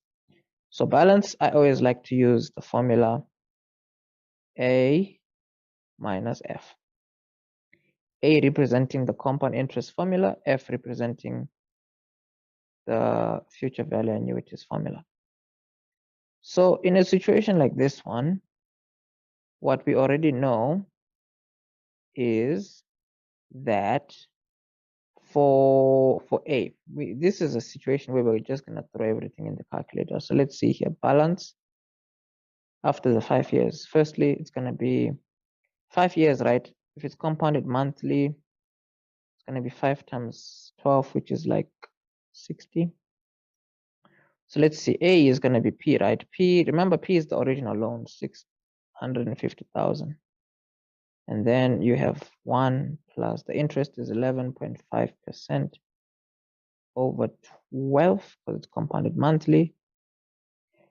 N is 5 times 12 is a 60. There we go. So this value here, right, we have to subtract F, which is our X value there is just, oh, what is the X value? The X value would be 7593.23. 7593.23, right?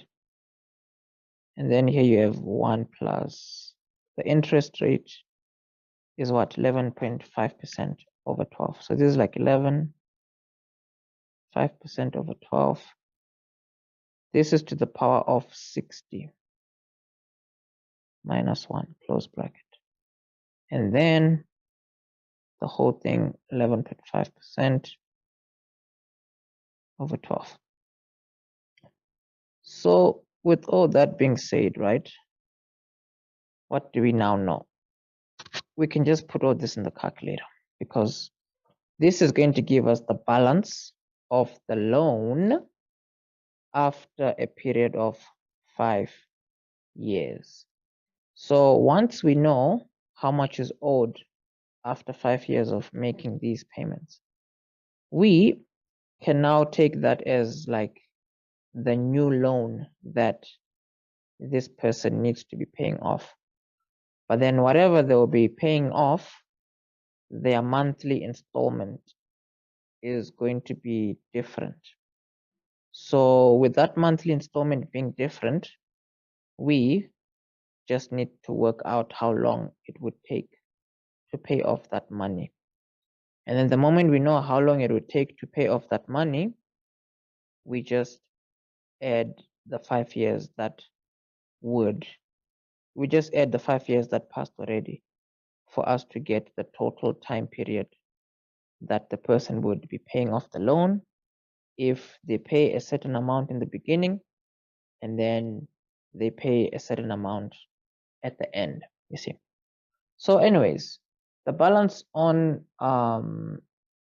what you may call, let's see here, 650,000, 1 plus I, 11.5%.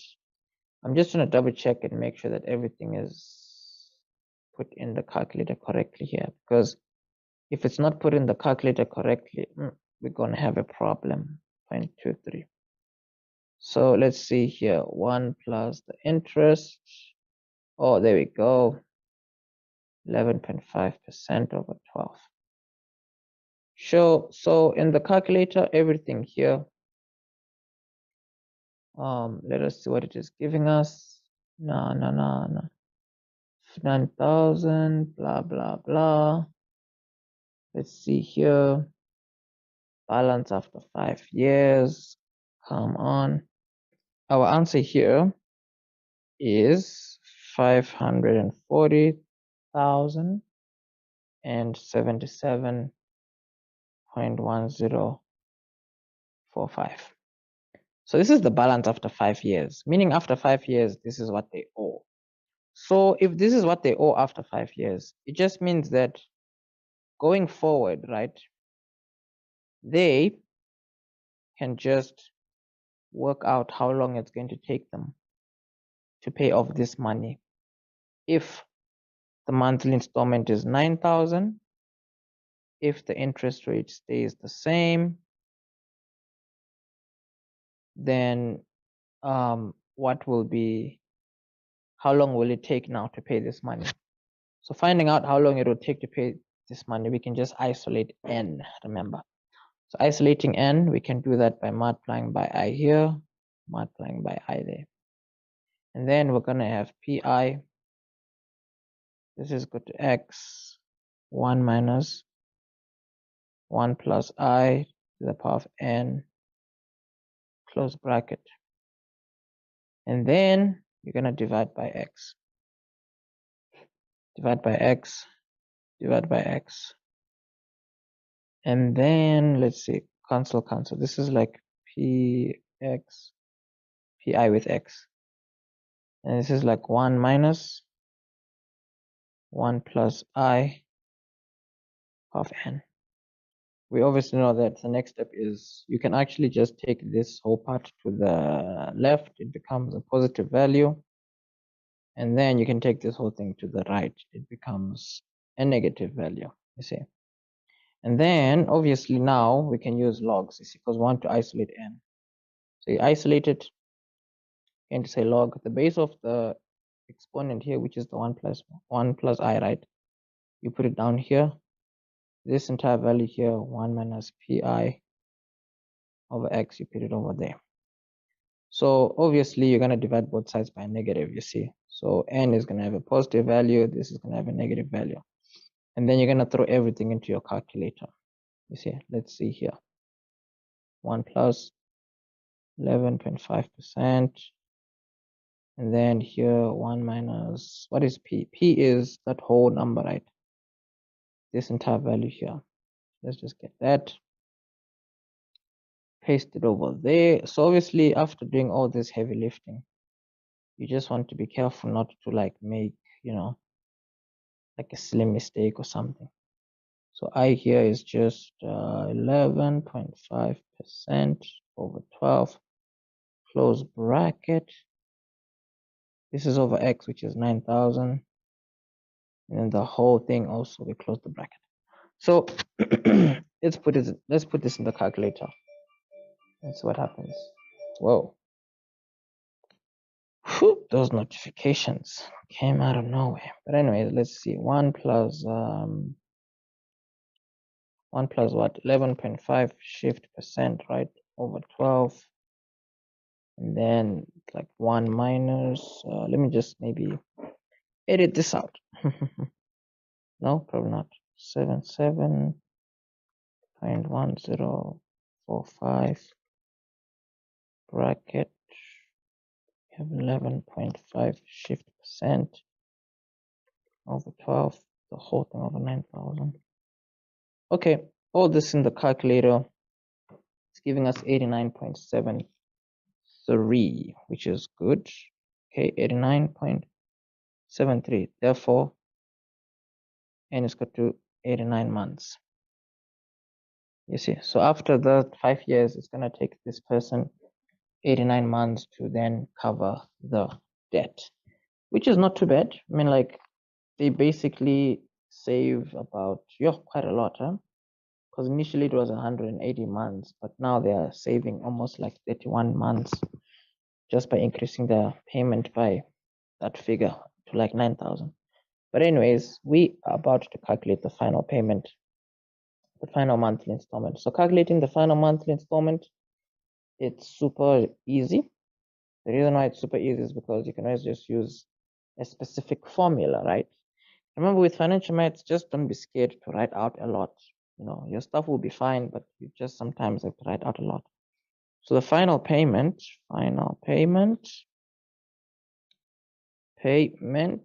is equal to A minus F multiplied by 1 plus I. Now the idea is the A obviously is the compound interest formula, P 1 plus I to the power of N.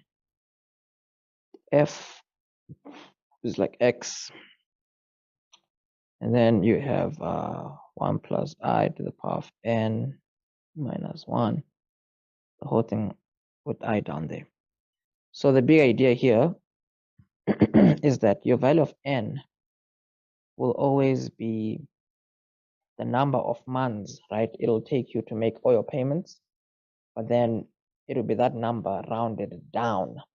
So you see how we have here 89 point something. It's gonna take us 89 point something months to pay off the loan, right?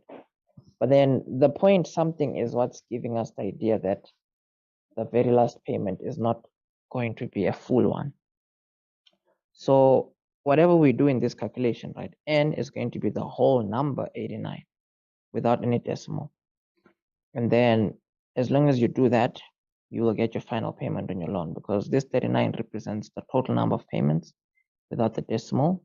And then the decimal will just represent a portion of, it will just signify that your last payment will not be like a full 9,000 Rand installment. But let's just use this formula.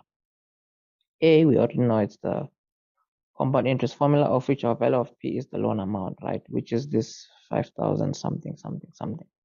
I mean 500 and something thousand something. That's going to be for P, because you see where A is, we're putting this formula. And then it's like 1 plus interest, 11.5% over 12. The whole thing is to the power of what? 89. And then what, maybe, and then what? So this is what A is. F is going to be 9,000 there. And then we're going to have 1 plus the interest is going to be 11.5% over 12. And then what is N? N is 89 minus 1. And then this is like 11.5% over 2. I mean over 12.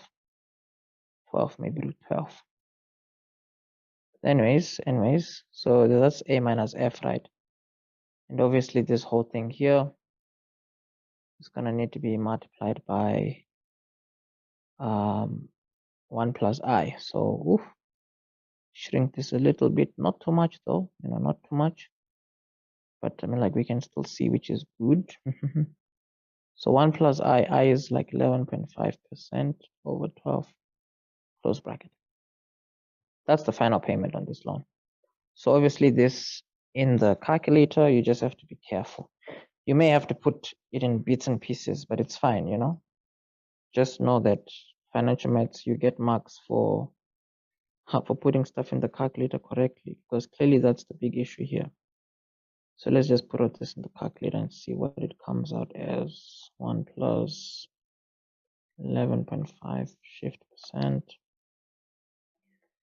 So yeah, I think you can see that in an exam, you'll have your work cut out for you when it comes to financial maths. When I say you have your work cut out for you, I mean, you cannot avoid checking, because if you don't check, my goodness, you're gonna have a problem. You're gonna have a problem. So just minimize the number of problems you're going to have by double checking nicely and putting your stuff nicely in the calculator. You don't have to rush. There's really no need to rush. No one is chasing you. So you might as well just take your time and put everything in nicely. So let's see here, minus 1. Bottom 11.5 shift %. 11.5 shift % over 12. Okay, there we go.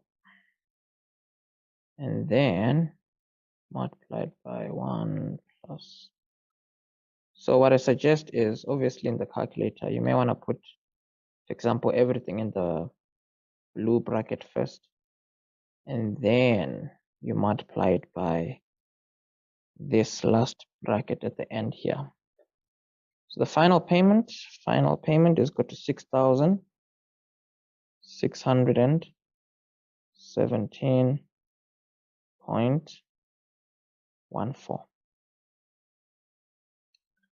And would you look at that?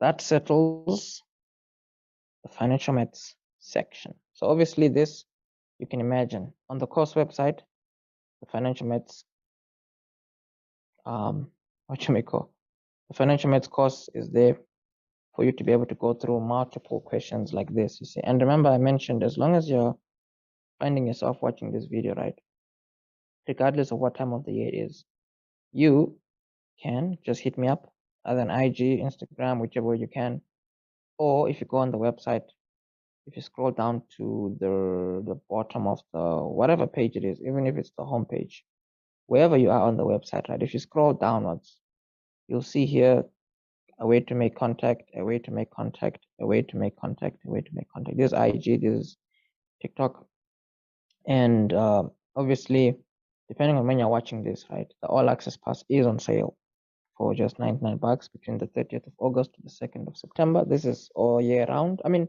this is every year around this time, like 30th to the 2nd. But then obviously this that I'm showing you here is something that, as long as you can just take a screenshot and send it to us, whichever way, we'll be able to grant you access just for 99 Rand for 30 days. But anyways, that's that from my side. Let's move on to the next question.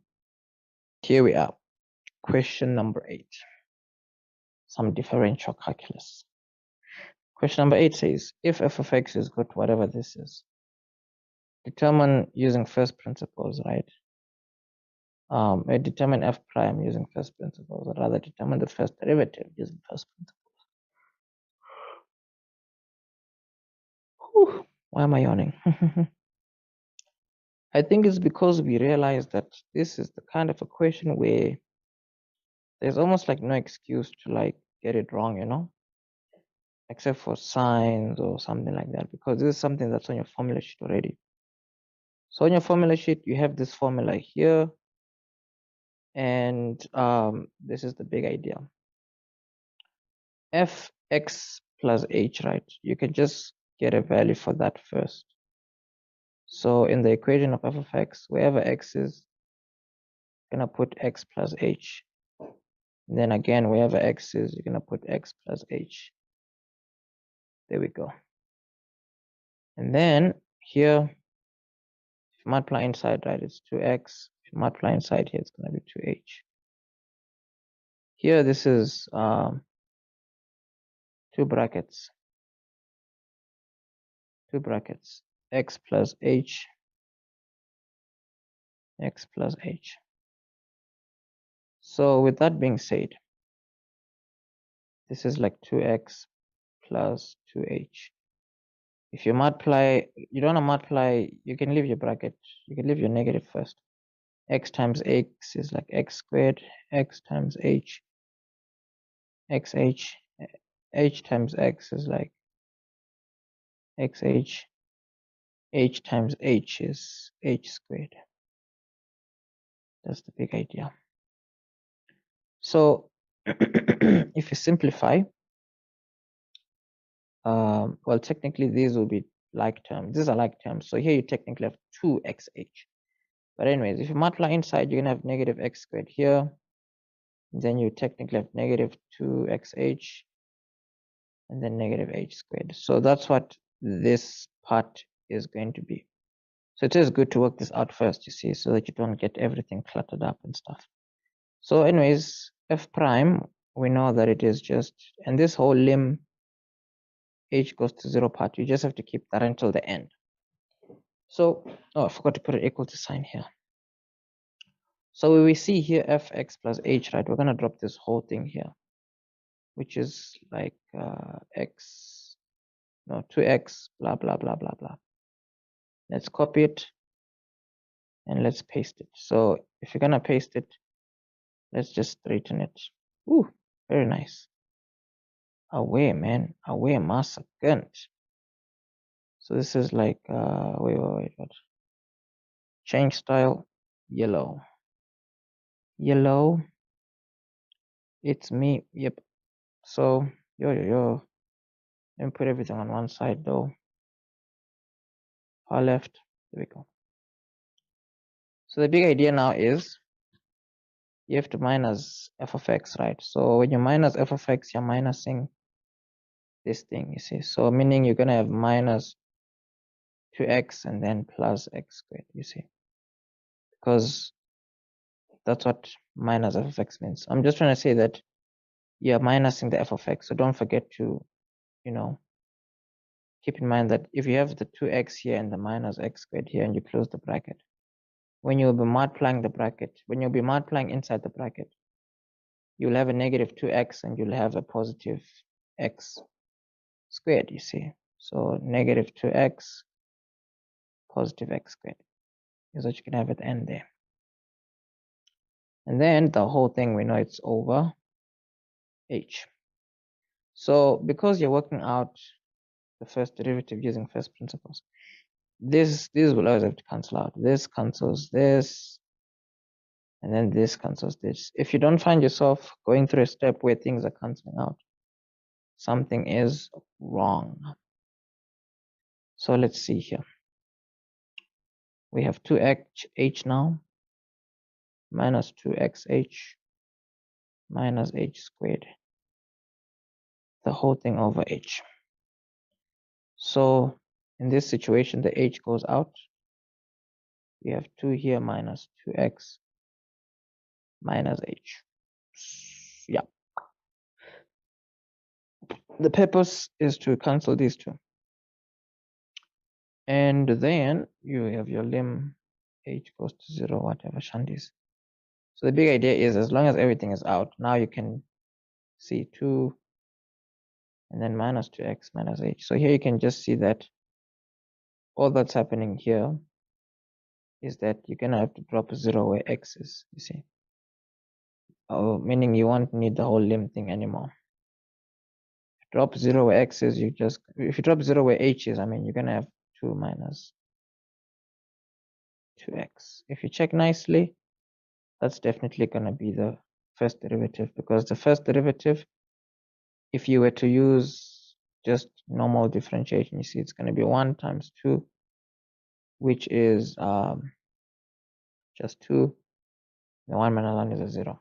Here, 2 times negative 1, negative 2, and then x there to the power of 1, because you removed 1 from the exponent, you see. That's how you know your answer is correct, by just testing it out, by just differentiating normally and seeing if your answers match. The next question is plainly asking us to differentiate. They say determine the first derivative, or rather determine dy over dx. dy over dx means we should differentiate. What's going on, bro? Yeah, we're asked to differentiate. In terms of, well, if they want us to get dy over dx, you need to make y the subject of the formula. So if you're gonna make y the subject of the formula, this is what you have. And technically here you can take x upwards. It's gonna be 3 to the power of, 3 with x to the power of 1. This is what the equation of y is. You would need to do this before you differentiate, obviously. So after doing this, now you can differentiate, you see. So dy over dx is equal to negative 1 times 3. That's like negative 3. So the big idea here is, as long as you have not yet differentiated, just keep the y over there. The moment you differentiate, then you're gonna have your dy over dx. So for 8.2.3, right? 4 marks. You have to differentiate. So differentiating here, you're gonna have 3. You're gonna have to simplify first. So while you're simplifying, you need to make sure that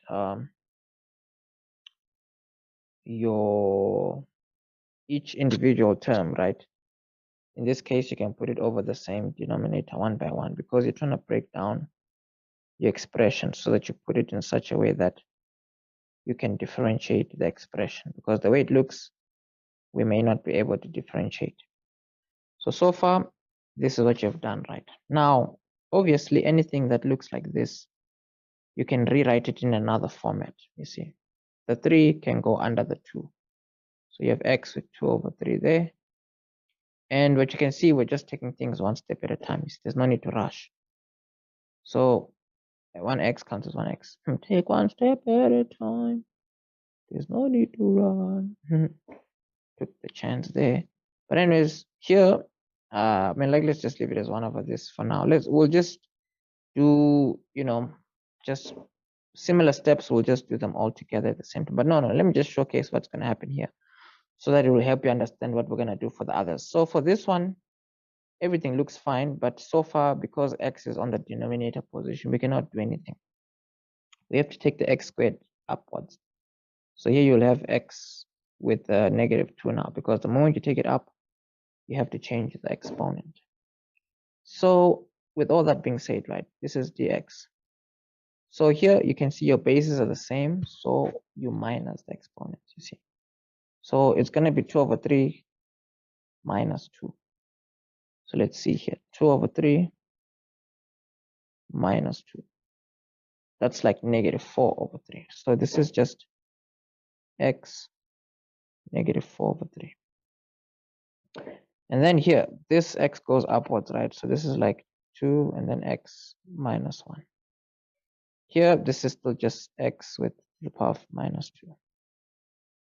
Now, this is something we can now differentiate. You see, everything is in a state that is normal. It looks nice. It looks fine.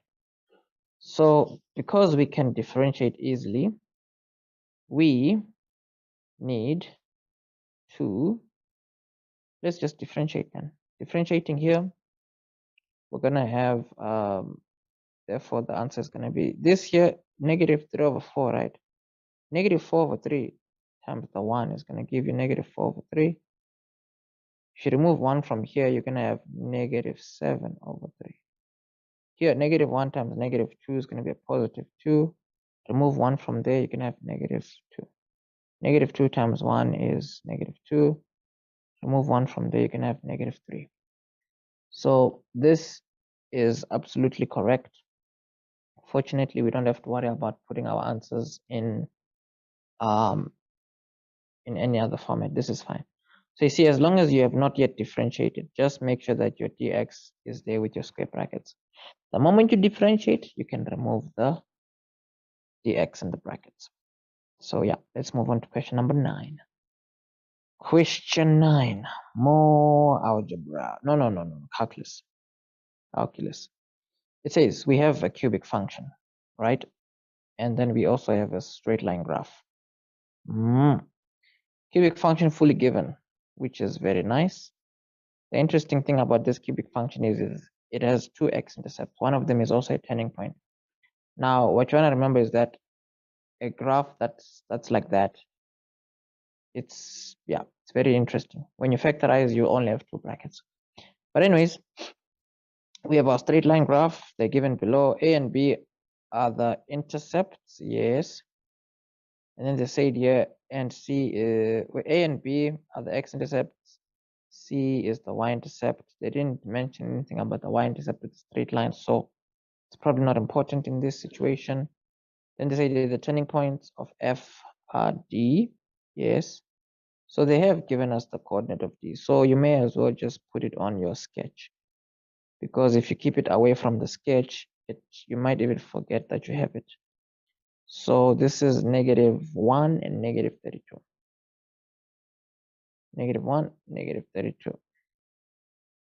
And then you also have B. That's the other turning point.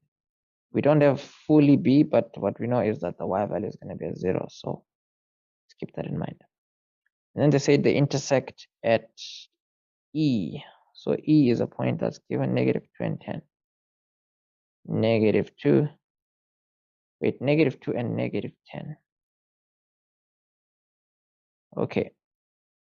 Now, funny enough, 9.1, right, now says, show that the equation of G is y is equal to something. show that the equation of G is equal to this equation here. So with that being said, getting the equation of G is really not a problem. And I'll tell you why. So here it's y.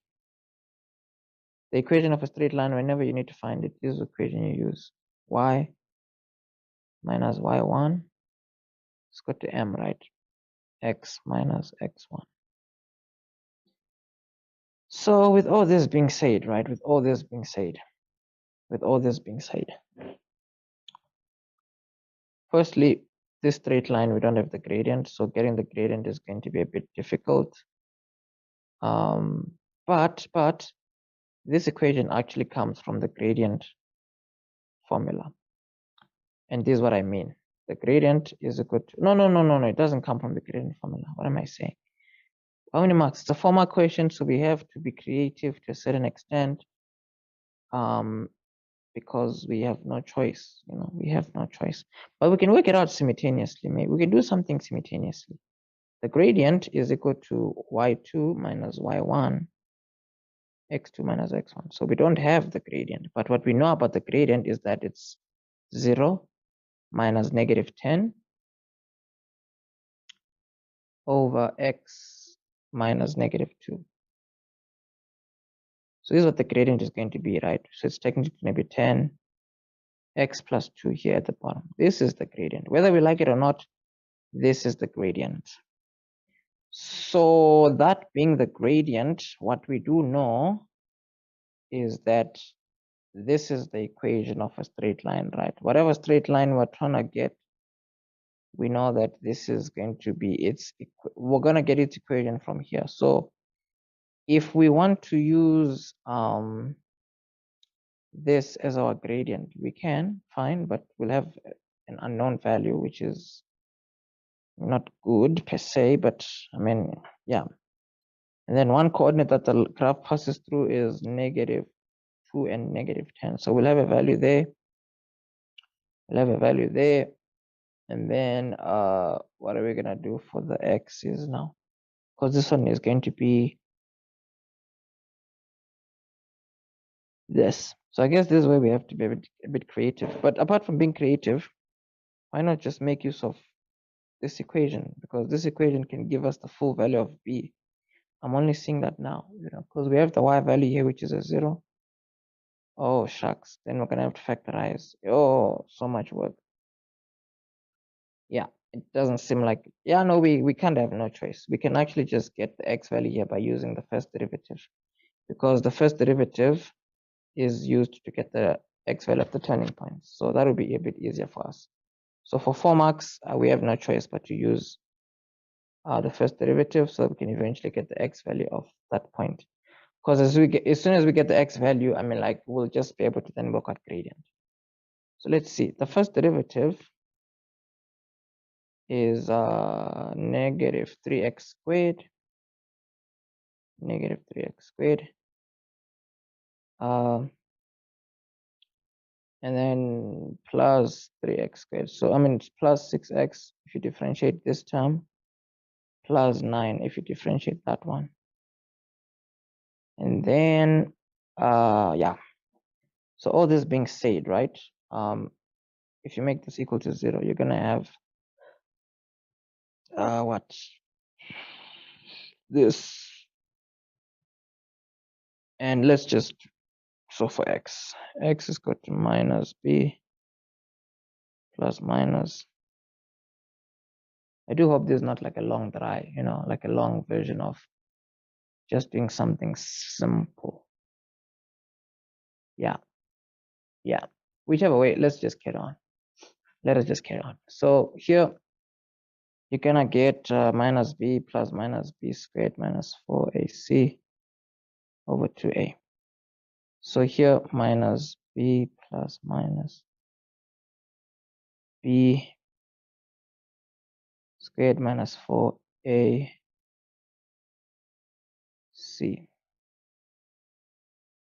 Your a value here is just -3. So let's just put all this here. Take it down. Take it down. And then in the calculator, this is giving us 3, or this is giving us -1. So because we know this is the -1 we already have, we know that this one is going to be a 3. So this is good news because now we can get the gradient and then we'll be done. So to get the gradient, I mean, now we can just throw x in here.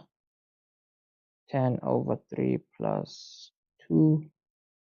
It's just going to give you 10/5, which is a 2. So from there, what we then know is that y, remember we said y minus y1 is equal to m x minus x1. So the big idea is the y value that we have, we can use y value of 0. Why not? Gradient is a 2. The x value that we have, you see, since we used 0, we have to use the 3 there. So we're going to put -3 here. 2 times x is 2x. 2 times -3 is -6. There's a y here. There you go. Y is equal to 2x minus 6. So it's all good. We have just shown them what they wanted us to show them. So let's see 9.2. 9.2 says the following for 1 mark.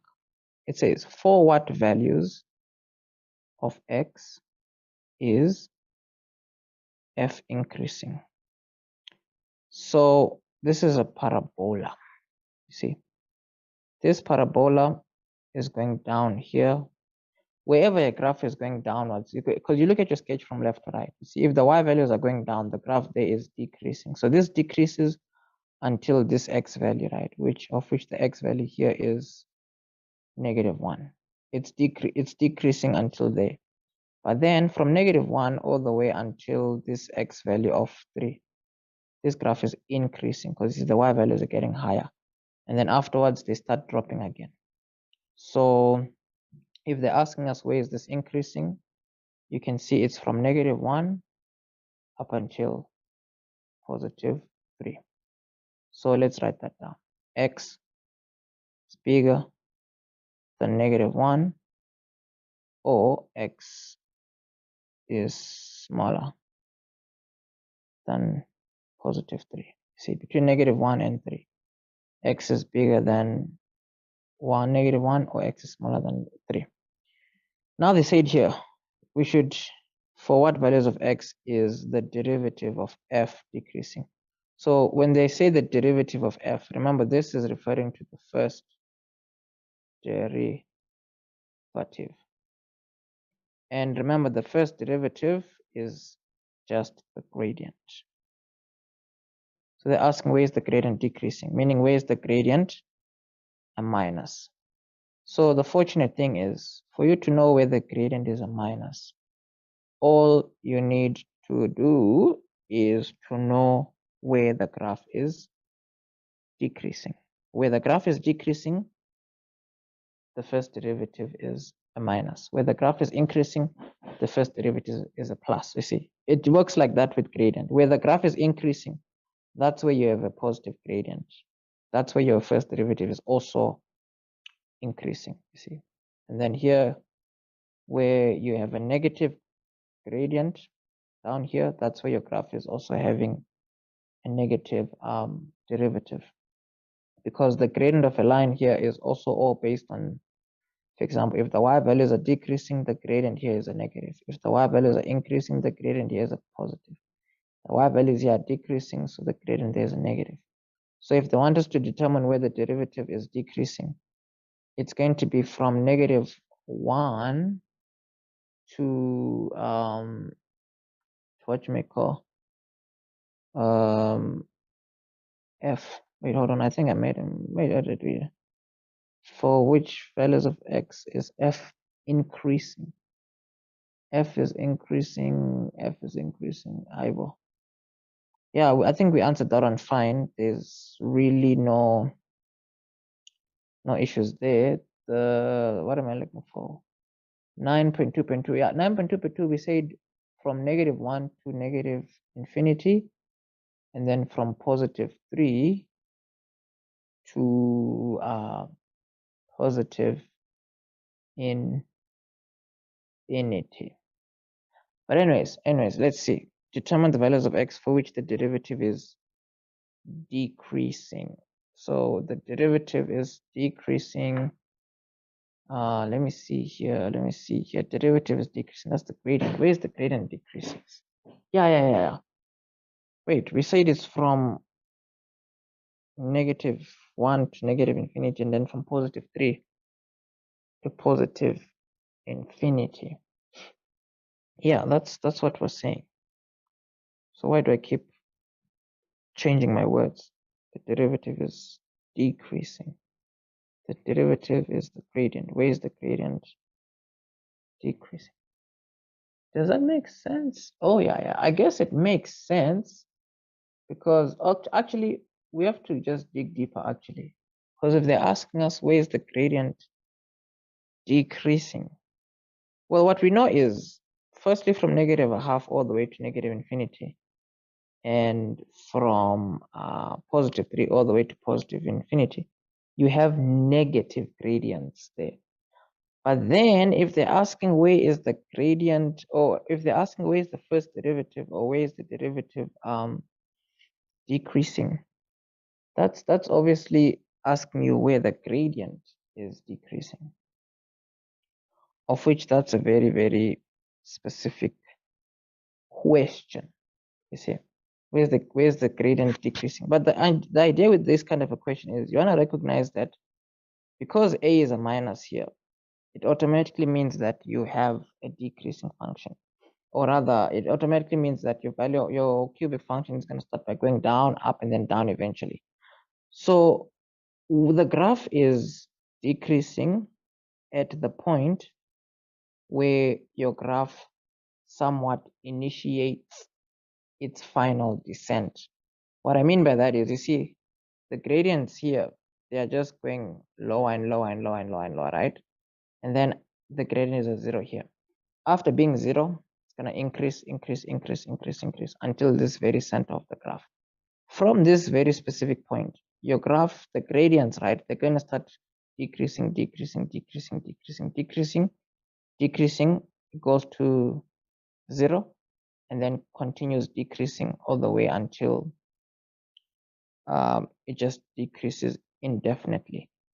So this is from this point, right, going to the right. This is where your derivative decreases. You see, that's where your derivative decreases. But to make it, to make your life a bit easier, right? To make your life a bit easier, your derivative is a parabola. Let's take your parabola here. This is your derivative. Copy, paste. This is going to make your life so much easier. They ask, where's the derivative decreasing? This is the derivative. So this derivative, you already know it's a frowning graph, whether you like it or not. You know it's a frowning graph. This frowning graph, you already know that it is decreasing from this point going all the way to infinity. So if you want to find out where it's decreasing, you obviously need to find out this x value first. So for you to find out this x value first, what you already know is that for your first derivative, you finding out this point, this is just the turning point.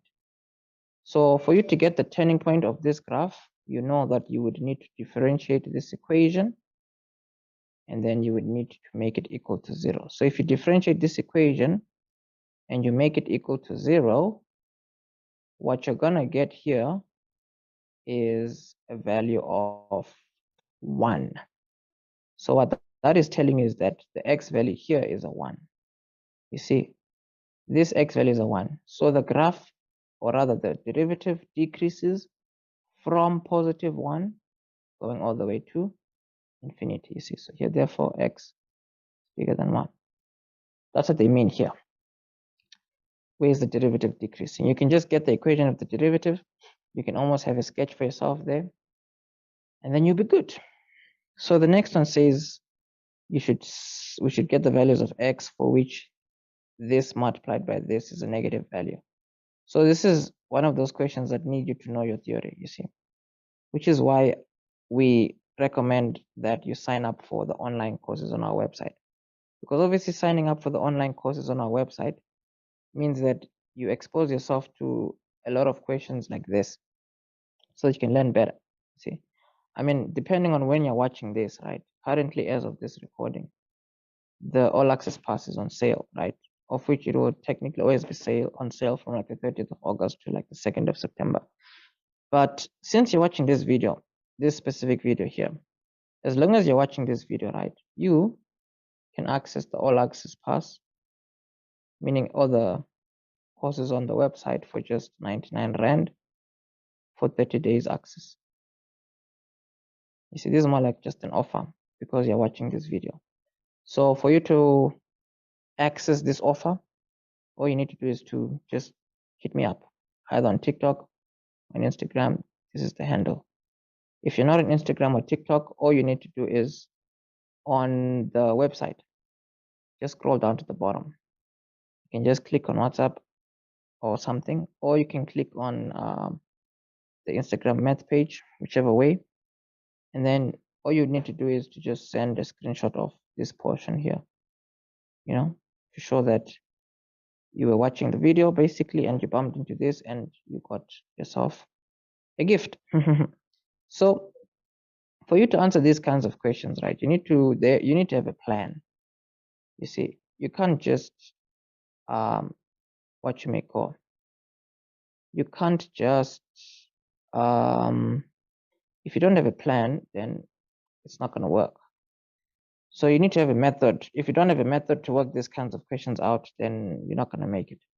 But anyway, so here, this is your sketch, and this is the question. This question is asking you, where would this expression be smaller than 0?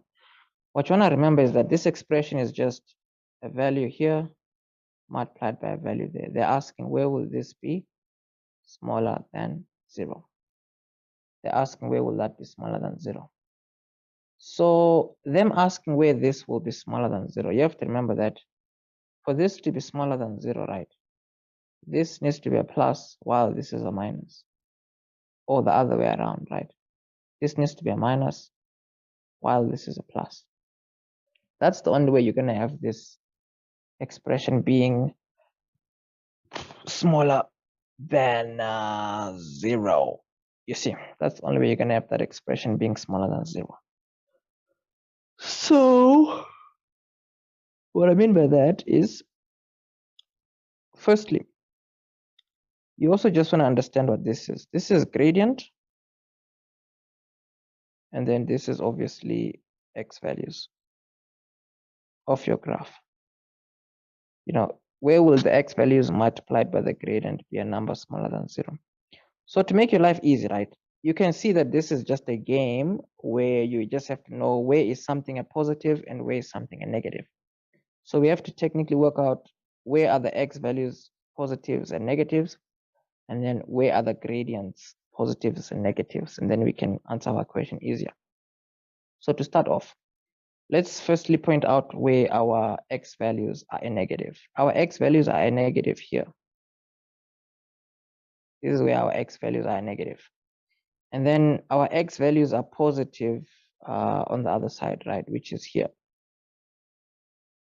Blue and red. One is negative, one is positive. So let's put here plus for positive, and then here a minus for the blue. That's for the x values of this graph.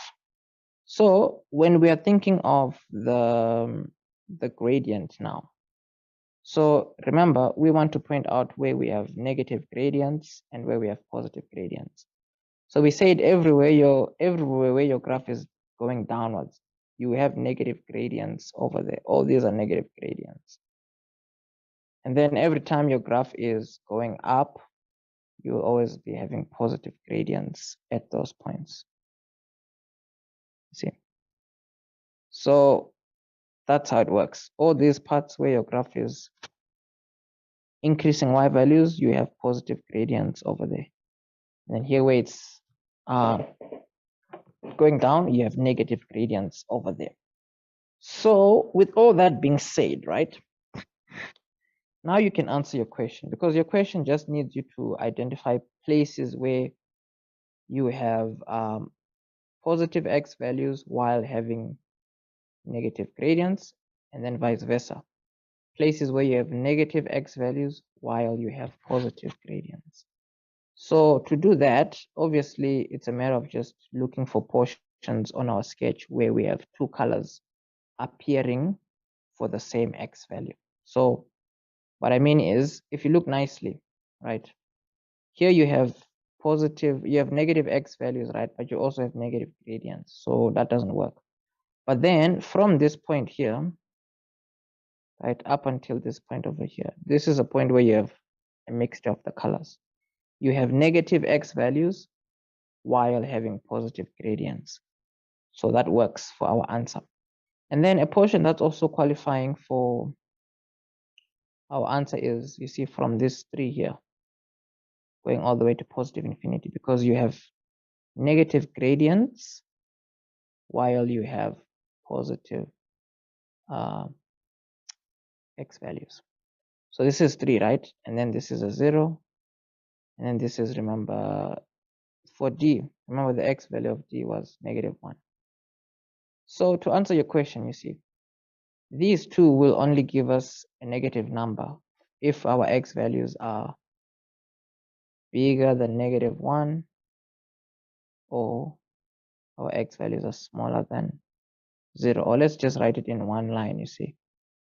Between this space here, our x values need to be bigger than -1 or they need to be smaller than 0, right? So with us knowing that, that's one portion of our answer. Our other portion of our answer, we have to say x is bigger than 3. We have to say x is bigger than 3. So if we know that x is bigger than 3, I mean, that's fine. That's a portion of our answer that's correct anyways. So that is okay. Let us move on to the next question. So 9.2.4 still falls under the blanket of for which values of x is blah, blah, blah. They want us to get the values of x, right? They say determine the values of x. Wait, for what values of x is mn a maximum? If m is a point on G between E and B, n is a point on F, and mn is parallel to the y-axis. So this is just like the question we just worked out in the parabola up there. This one here, you see. Wait, what? There's a parabola question we did up here, man. Where was it? It asked us for the minimum of something. Yeah, this one. Exactly the same idea. They even have the same variables, same letters. So it's like, come on, be creative. But anyways, so they want us to work out the values of x for which mn is a maximum. So we do the same thing as we did that time. M is a point on G. N is a point on F. You see. So as we said, for you to work out what they're asking you to work out here, right? You need to consider how what you may call, there's a x value, this is represented by G, this one is represented by F. So what you need to keep in mind is, firstly, the distance mn, as we have already stated. Mn, in this case, you're going to get it from saying the equation of G, because G is on top, minus the equation of F, because F is at the bottom. But let me just double check. Yeah, G is up here, F is down here. There we go. There we go. So with that being said, if we're going to get the maximum, we just need the distance equation first and then differentiate it and make it equal to 0. So yeah, let's just take our time. The equation of g of x, right, is, what is the equation of g of x? We have to be careful here. So the equation of g of x is our straight line graph, 2x minus 6. Our equation of f of x is a cubic function, and that cubic function is x cubed, and then plus minus x cubed, actually, minus x cubed plus 3x squared plus 9x minus 27. Okay, so with all this being said, right, what do we know? We know that we just have to simplify. 2x minus 6 plus this cubed minus this squared minus 9x and then plus 27, like that. And then if you simplify, you have x cubed negative 9 plus 2, that's going to give you negative 7. And then wait, what else now? I feel like I should just put it in standard form. So we're going to put negative 3x squared first, and then here 2 minus 9, it's going to give you minus 7x, and then negative 6 plus 27 is going to give you a positive 21. So this is what mn is. You see, mn, this is mn in terms of x, actually. So since we know that this is the equation of the distance of mn, for you to get the maximum distance, you firstly have to get the x value that produces the maximum distance, and then that x value you throw it into the distance formula, because this is a distance formula. You know, if you throw in a specific value of x, it's going to give you the distance. But then we want to get a very specific x value. That specific x value is the x value that will give us the maximum distance. So let's see. In this situation, let's see what we can do. We have to differentiate and equate to 0 first to get that x value, you see. So let's see, 3x squared, this times negative 2 is like 6x negative 7. And then let's make it equal to 0. It's going to be 3x squared minus 6x minus 7. And then going to have x here minus b plus minus b squared minus 4 ac to a. And then let's see what we got here. B is what? Negative 6. And then negative 6 here squared minus 4. A is a 3. C is negative 7. And then A is a 3. There we go.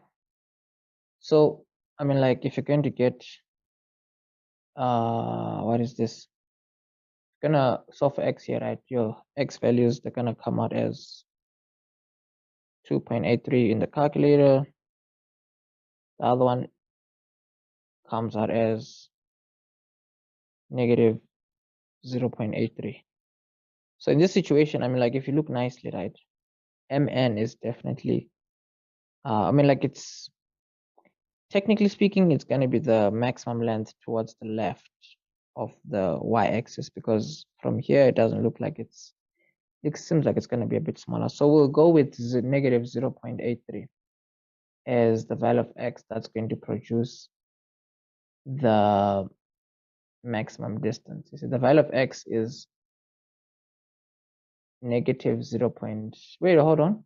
Well, technically, excuse me, technically, well, both values seem to, no, not all, no. I think this just means there are two places where the length will be the highest, you see. So you will have to just take two of these answers. If they wanted the actual maximum distance, we would take that x value and we would throw it into the distance formula and we get the actual distance. But then they just want the value of x where the distance will be a maximum. So these are the two values of x. It's negative 0.83 and 2.83. Question number 10. Question number 10 looks like this. Anyways, what does question number 10 say? It says, a window frame with dimensions y by h, okay, is illustrated below. Then it says the frame consists of 6 smaller frames. Okay, this is interesting. Each frame here looks like, each of these look like squares. So yeah, I mean, our eyes are not deceiving us, but it says here, if 12 meters of material is used to make the entire frame, show that y is equal to this equation. Well, whichever way, I mean, if the whole thing here is 12, right? This is y, this is y, and this is also y, this is also y. And then going downwards, we have h 3 times, you see? H once, h twice, h 3 times. So what we know is that if the whole thing is 12, right? If we're going to end up with an equation like this one, it's not going to be a crazy way. We're not going to do anything very difficult. We're just going to write something straightforward. And the straightforward thing is that if you take y 4 times y, and you add h 3 times h, you're going to get 12. That's all your material. 1, 2, 3, 4 y's, 1, 2, 3 h's. So here you just make y the subject of the formula. To do that, the 3h goes to the left, and I have 12 minus 3h. The moment you divide by 4, you see, divide by 4 here, divide by 4 here. It's the same as multiplying by a quarter. So you see here, y is equal to 1 over 4, 12 minus 3h. You see, because you're dividing by 4 is the same as you multiplying by a quarter. See, because the quarter is out here. If you multiply it inside, you see you'd have 12 over 4. If you multiply it inside, you'd have negative 3h over 4. So this is going to give you your 2 marks over there. So next, don't take this for granted. They have actually done you a favor, because at least now you have an equation in terms of h. But it says here, show that the area of the window is given by this. I mean, it's just area, and it's just the window. So a window, show that the area of the window is given by this. Well, I mean, like, area is just length times breadth. Length times breadth, or in this case, y times h. See, y times h. But then because there's only h in this equation, it just means wherever y is, we have to replace it with something. And it clearly shows us where this is useful now. Because where we see y, we can just throw this thing in there. You see, paste. There we go. And then we have times h here. So if you multiply inside, right, it's like a quarter times 12, that's like 3. Is it 3? Yeah, but let's just put the h and the quarter together first. But why does this thing look a bit crazy? No, it's fine. Because here, if you look, the h and the quarter can go on one side, so that's easy to work with, you see. So it's going to be h over 4. Because the quarter times h is just h over 4, because this is over 1, remember. So you see, top times top, bottom times bottom. You see, you can put everything on one side so that it's easier to do calculations. So let's close this up. With all this, with this closed up, you see, this times the 12 gives us 12h over 4. This times the negative 3h gives us negative 3h squared over 4. So now, 12 divided by 4 is like 3. And then here you have your negative 3 over 4h squared. Like that. Exactly how they want it, you see. So all these questions, one thing you should be seeing is that they're all just stack up. Everything just works together. Everything just works together. So since everything just works together, the next question is going to work with the previous two, guaranteed. For 5 marks here, they said, find dA over dH and hence the dimensions of H and Y of the frame so that the area is a maximum. So you see here, they're talking about a maximum again, and they're talking about the maximum area. So you're going to use the area formula. Whether you like it or not, you're going to use the area formula for this question. So before even overthinking, let's read the question again. Find dA over H. dA over H. Finding dA over H is as good as finding something like dy over dx. It's just the variables, you see. Because normally this is y, normally the variable in here is x. So they're asking us to just find the derivative first, and then hence find whether, and then it said here, find the derivative, right? And hence the dimensions of y. So we're going to find the derivative first. Let's just do it. Getting the first derivative, right? We can just write it like this because the variable we have here is h. So here differentiating this, 1 times 3 is 3. 1 minus 1 is a 0. Here 2 times the value in front here, it's going to be negative 6 over 4h. There we go. We have differentiated. So we've differentiated. We've answered one of the questions. They're probably going to give us 2 marks. And then they say here, hence the dimensions of h and y. So we need to find the dimensions of h and y so that the area is a maximum. So if you're going to work out where the area is a maximum, you have to differentiate the area equation and you have to make it equal to 0. So I'm going to make this equal to 0 and then solve for h. Because if you get a value of h, you can use that to get a value of y using this equation. So this goes to the other side, 6 over 4h with a 3. And then this is 6 over 4 down here, 6 over 4 down there. And then this cancels that. H is this. So in this situation, I mean, like, might as well just use the calculator, because why would you play such a dangerous game and not use the calculator? Just use it, just use it. So in this case, you're gonna just get a 2. Just gonna get a 2 because 3 divided by 6 over 4 is gonna give you a 2. So you're getting this 2. It's fine. It's not a problem. You have now gotten 2, right? So you can now get the y using this equation here. This original equation. So this original equation, going to drop it down here, paste here, paste there. So here you can have y is equal to a quarter, 12 minus 3, h is a 2, so there we go. And then we're going to put all this in the calculator. 1 over 2, 1 over 4, right? We're going to put 1 over 4. This is like 12 minus 3 times 2. That's like 3 over 2. 3 over 2. And then you have your y, you have your h, and you can go. See, you can move on to the next question. So obviously this falls under applications of calculus.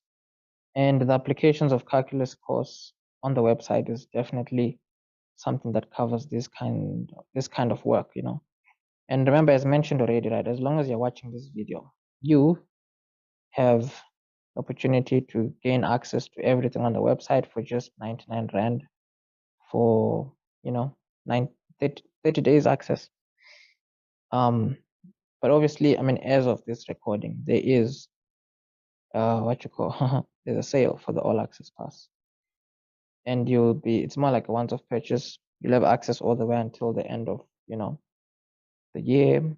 December, from the 30th of August until the 2nd of September. That's when you are able to like purchase for this price and get that benefit.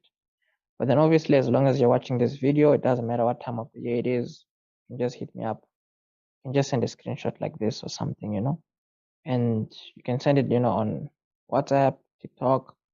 Obviously, to send it on WhatsApp, on our website, right at the bottom here, you can just click on WhatsApp. You can just click on IG, text me, whichever way. If someone will respond, I'll respond. You know, it is what it is. Haha. So anyways, let's move on to question number 11. Question number 11, what does question number 11 say? It's us using, what are we using? Well, it's probability. It says, consider the word calculator. Consider this word, right? Calculator.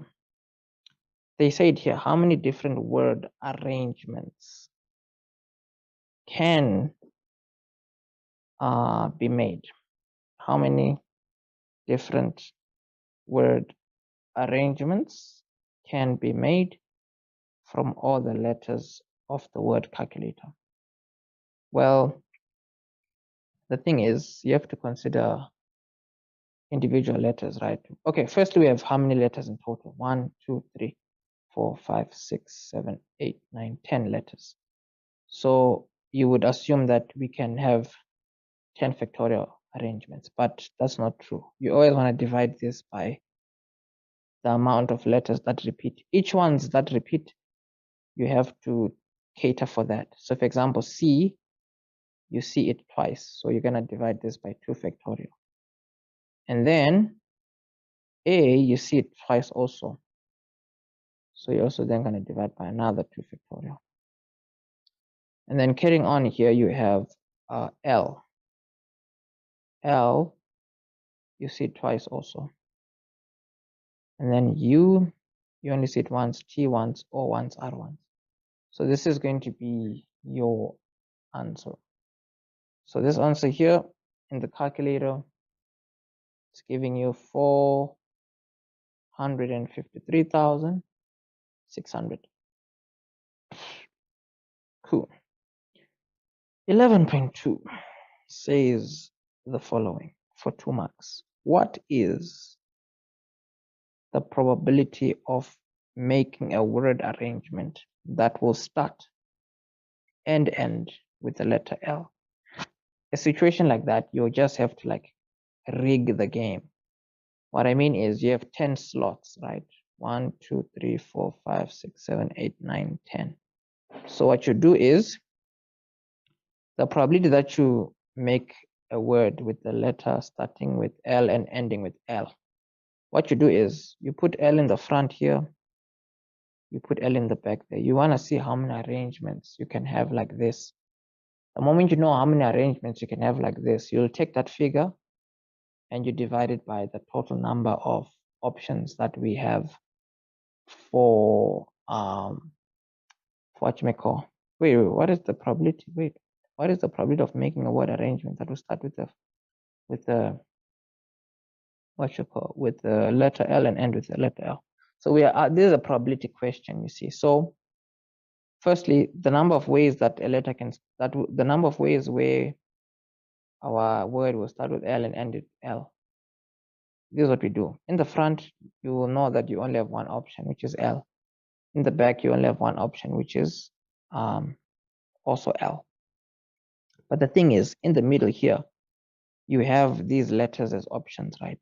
All the other letters are options now, which is 1, 2, 3, 4, 5, 6, 7, 8 letters. So in the middle here, right, the number of options that you have, it's 8 factorial. However, we know that amongst these 8 letters, some of them repeat, you know, like C repeats twice. So you're going to put 2 factorial here. And then you also know that A repeats twice. So you're going to put here what you may call 2 factorial again.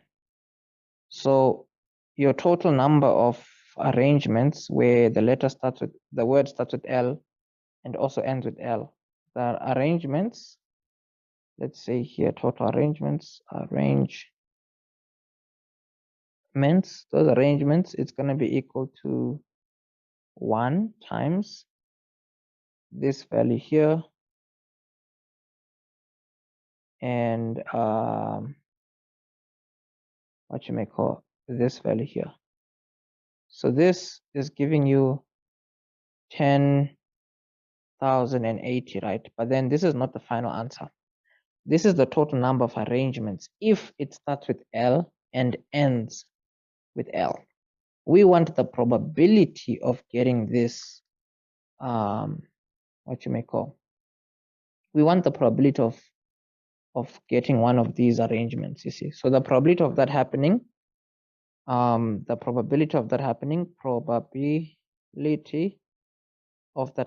is just 10,080 over this figure here, because this is all the arrangements without these more stricter restrictions. So let's do that there.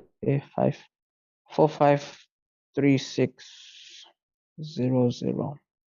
So this is giving us what now? 1080. Down here, 453,600.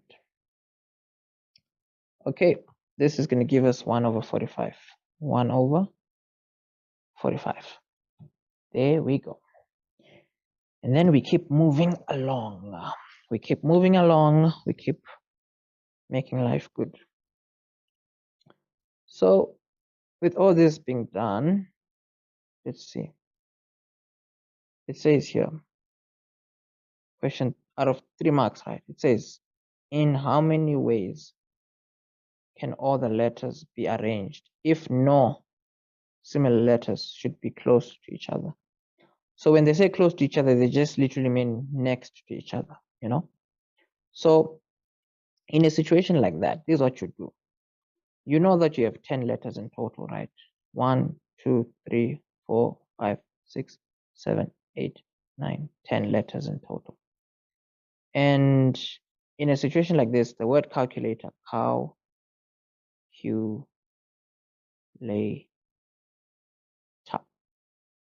see, 1, 2, 3, 4, 5, 6, 7, 8, 9, 10.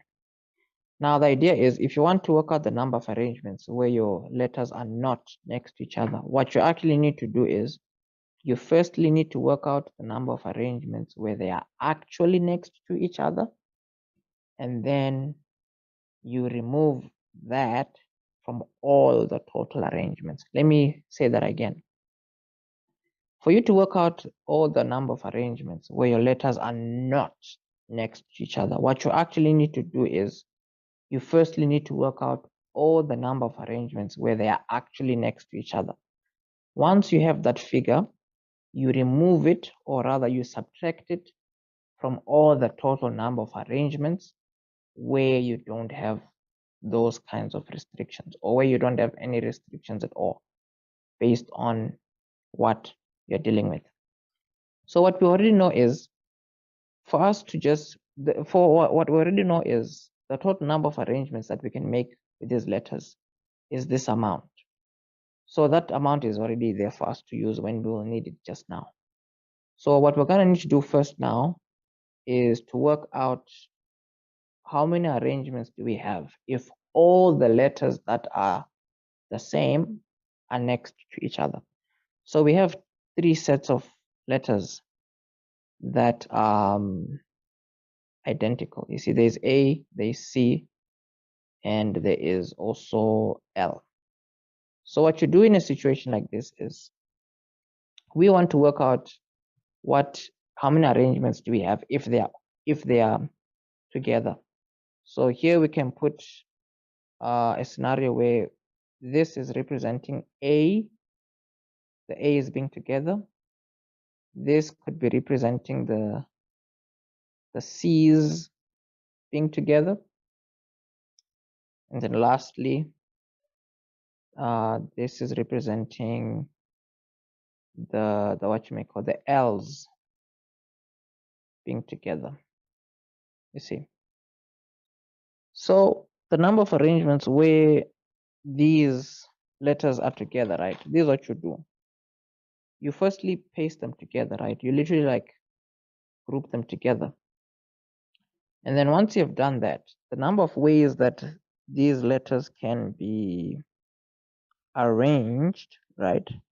The number of ways that these letters can be arranged, it is going to be a scenario where you count this as one object. So you're gonna say 1, 2, 3, right?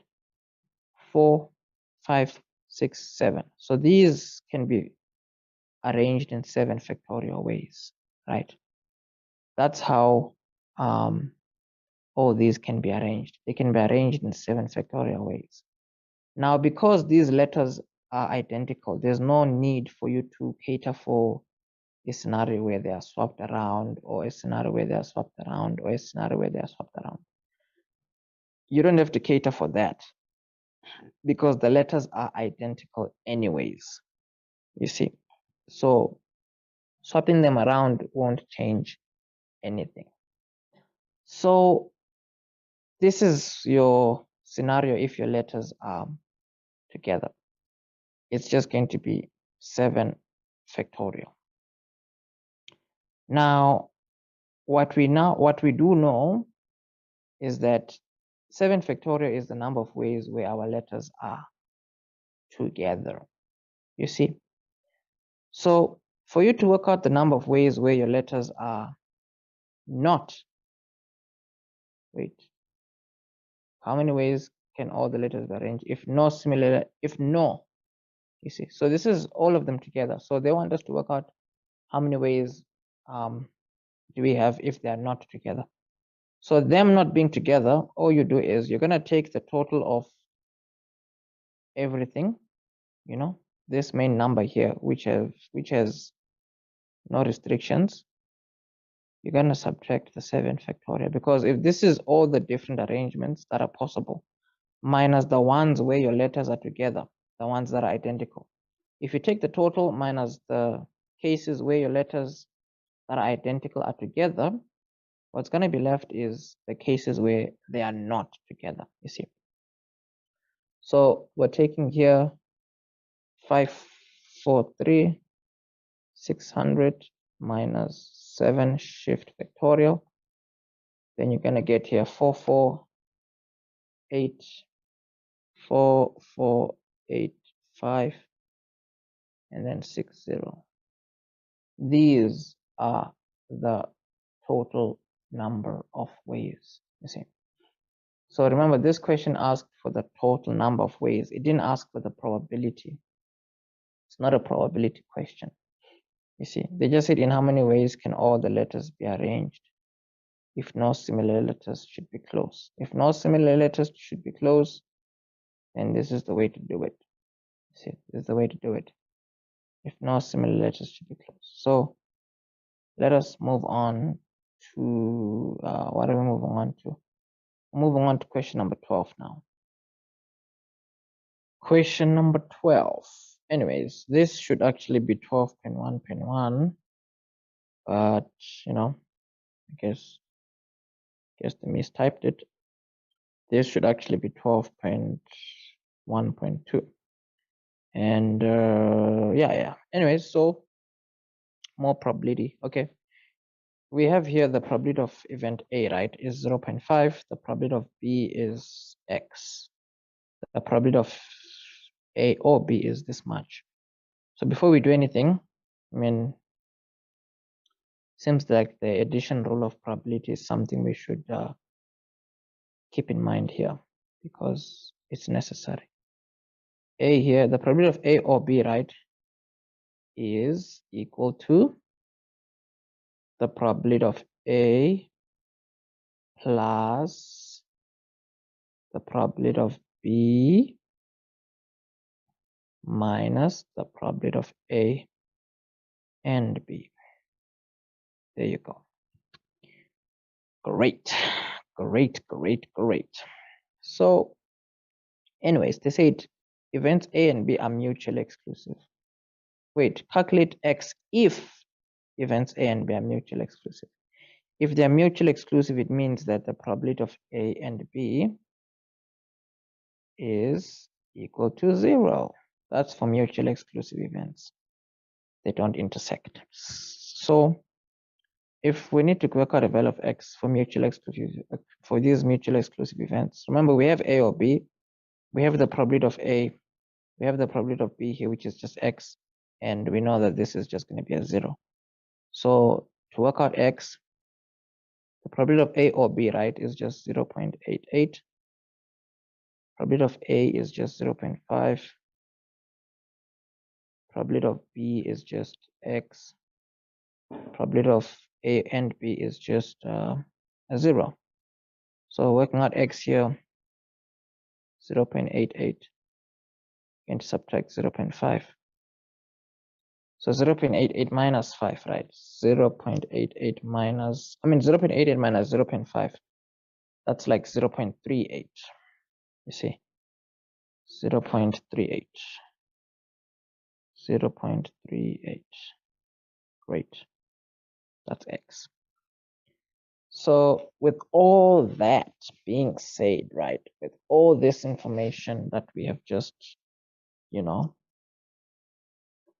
written down, the next question, we should work out a value of x if the events A and B are independent. You see, this is where your probability theory comes in, because independent events, the probability of A multiplied by the probability of B is equal to the probability of A and B.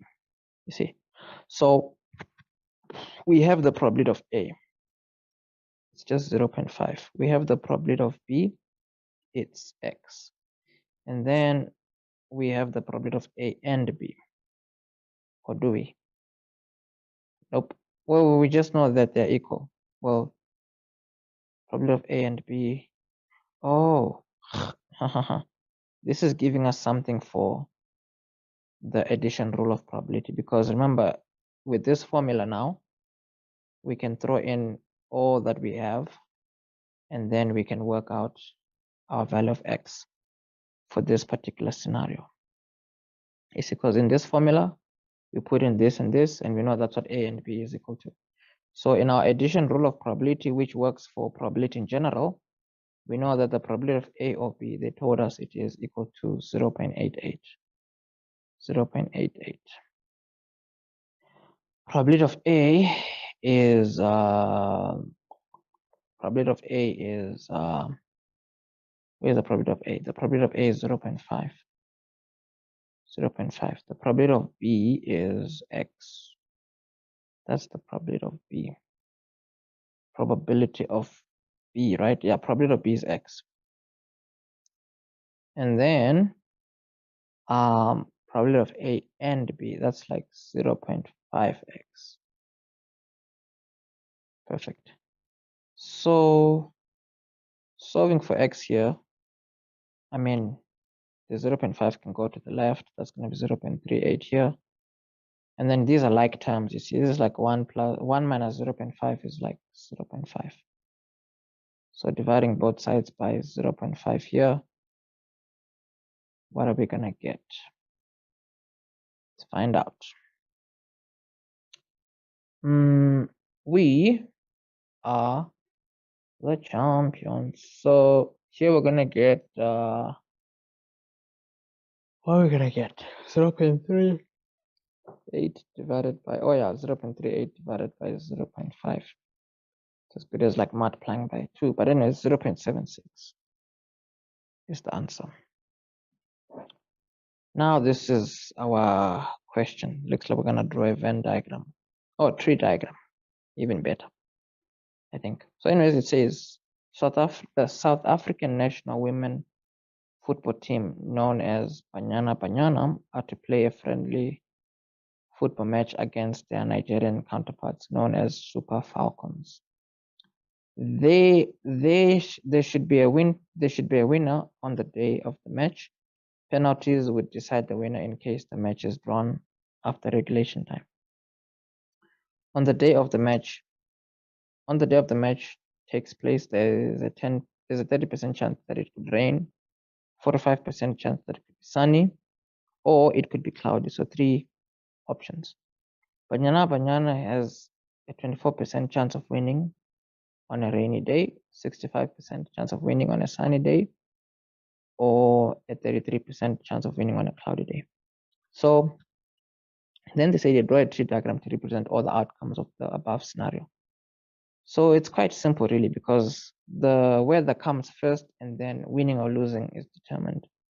So three different weathers, right? It could be raining, it could be sunny, it could be cloudy. So what we know is the chances of it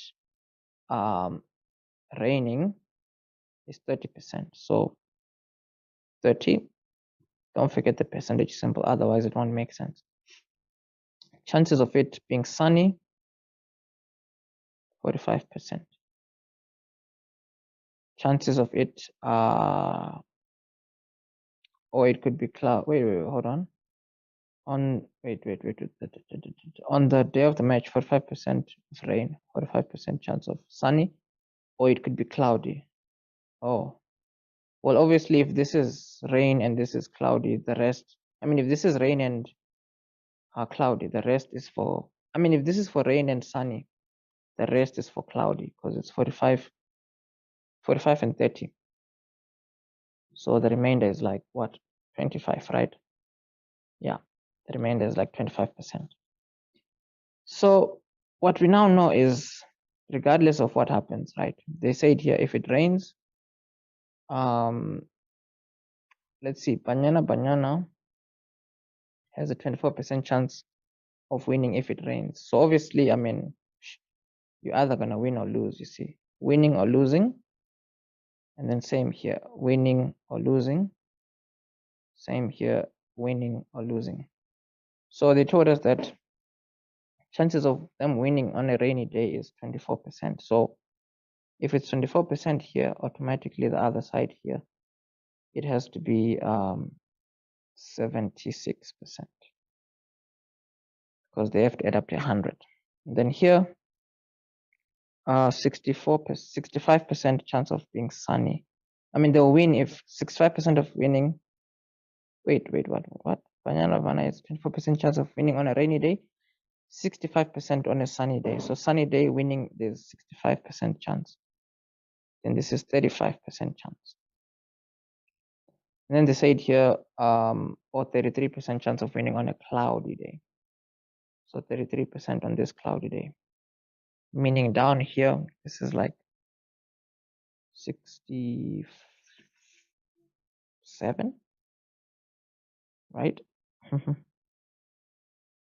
100 minus 33 is what? 67. Okay, so all this being done, life is good.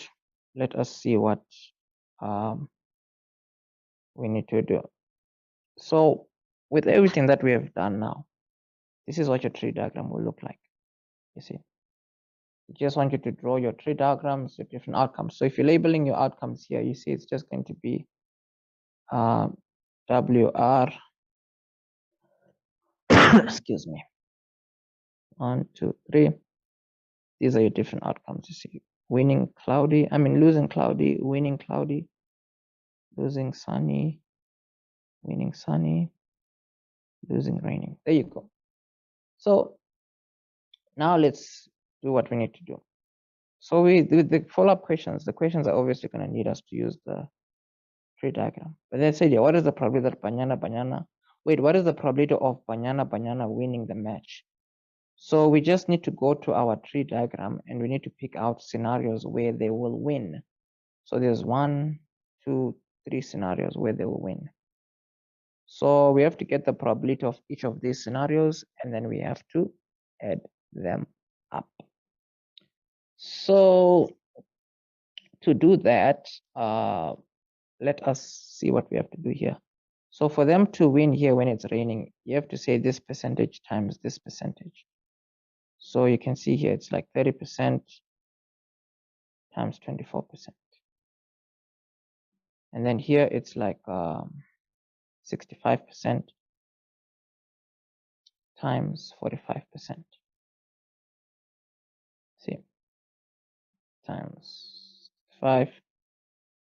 Gonna get an answer here. And then down here, It's 25 times 33. 25 times 33.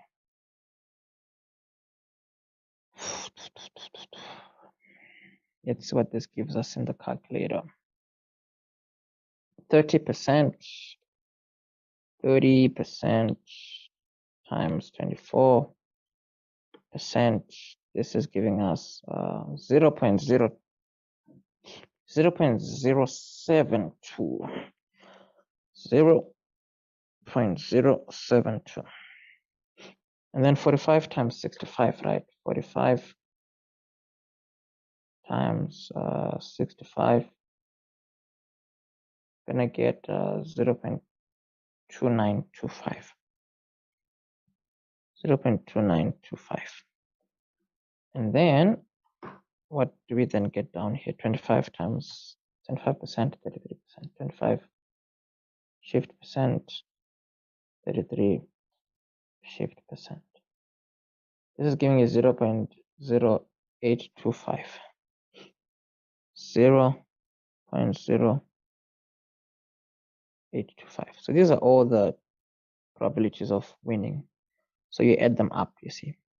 Therefore, 0.072 plus 0.2925 plus 0.0825. You see, this is going to give you, let's see what it is going to give us here. It's going to give us, let's see here, 0.072 plus 0.2925 plus 0.0825. It's going to give us 0.447. What? Why does that not look correct? Well, let's just take some time to, to just see what it is that we could have done wrong, because let's see. Probability of red winning, someone losing, or some of them. Well, whichever way. If you're going to consider a scenario where these guys win, right? Yeah, this is giving us 0.447. 0.447. And if you want to write that as a percentage, you can say therefore 44.7% chance. There we go. And that will be your final answer. Now, that's what, why am I, okay, why did I write it? Oh, wait, I wrote it, I'm writing it down here, but the question, I'm writing it up here, but the question needs to be answered down here. Yeah. So, as you can see, as mentioned already, right, as long as you have been watching this video, you need to keep in mind that whatever price is there for the all access pass, you can get the all access pass, did I just say all pass? I want to say all access pass, which is meaning access to everything on the website. You can get it for 99 Rand, 30 days access, because you were watching. So all you have to do is take a screenshot of this, something like that. And then you can always just hit me up on IG or TikTok, use the handle, or on the website, right, which is linked in the description. You can just like scroll down to the bottom of the website. So this is the homepage of the website, right? Just have to scroll down to the bottom. There's this here, you can click it, you go to WhatsApp. This will take you to Instagram, this will take you to TikTok, this will take you to the Maths page. But obviously, as of this recording, depending on when you're watching this, there is a sale for the all access pass, you see. And it's from the 30th of August to the 2nd of September. This is something that happens every year. So it is what it is, but this offer here is regardless of what time of the year it is, you see. And remember, you see, this is the all access pass. It's the entire syllabus in one place. And obviously having the entire syllabus in one place is good, because You have everything. This is a study guide. You can make a purchase for that also on the website or via EFT. These are the details. Reference is just a name and just send them. And WhatsApp contact details. Yeah, but for now, that's that. I will catch you in the next video. Don't forget to subscribe. And this is an offer that you can share with whoever it is that you want to share it with. You can be the plug. But anyways, don't forget to did I just I feel like I'm repeating everything. But anyways, it's all good, it's all good, it's all good. We shall chill later.